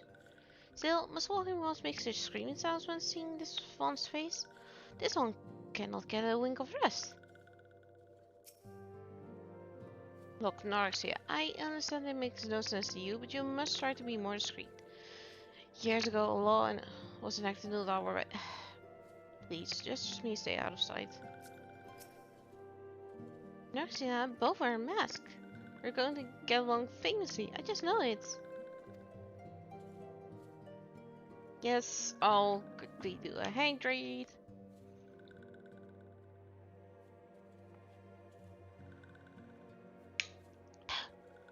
Thank you.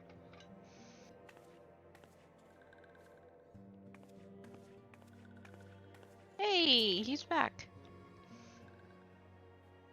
Master Man, I vaguely recall some Almuja ranting about something like that in the middle of a skirmish. Of course, I wasn't listening too closely on account of the fact that their friends were trying to kill me. I don't mean to waste your time, friend, but that's the only thing that comes to mind. It is still something. and to meet with the Ants then soon to discuss a matter of great import. Things about my first official mission. I suppose it would be good if it was, yes? I mean, I'm not sure if I'm ready, but still. Let's talk with Ishtola.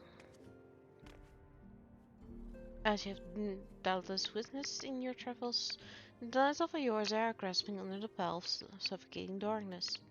I must wonder if it is this darkness that invites disaster, or simply that disaster has just gloom in its wake. One thing is for certain, now is not the time to relax your vigilance.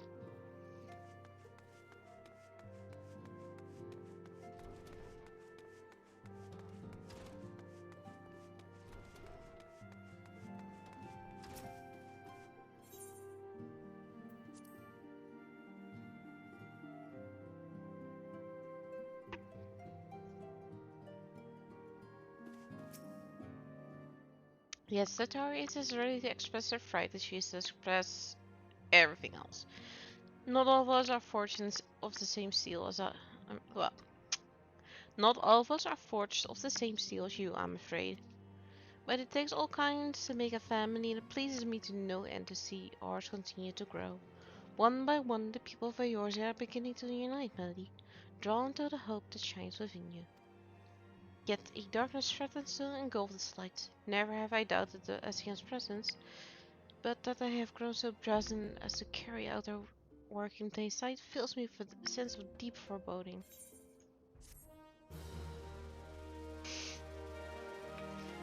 And this seems like a great moment to end the stream. Next time we're gonna start on part 3. Thank you all so much for being here, and Session for joining me in the dungeon of the 1000 Miles of Tolrak. Next time I'll be starting at 1:30 as well, so we can all hang out together because that's fun. I do want to quickly shout out the fact that I'm doing a collab on Sunday, very early in the morning for most people. It's at 7:30 a.m. my time, so I don't expect to see any of you, but if you do, please be mindful that you do need sleep, and I'd rather that you sleep and be healthy than to join me. But I do appreciate the thought. Anyway, alright guys, I'm just gonna log out and log off. I'm hoping to get onto Aether for tonight to do some B8S stuff. So yeah, that's why I'm not expecting you to be there. I do appreciate the thought if you wanted to be there, but if not, that's fine as well. Yeah, but I tried yesterday and it was all closed for me, so I'm gonna hop off this world and get onto Aether. Alright guys, see ya, bye bye.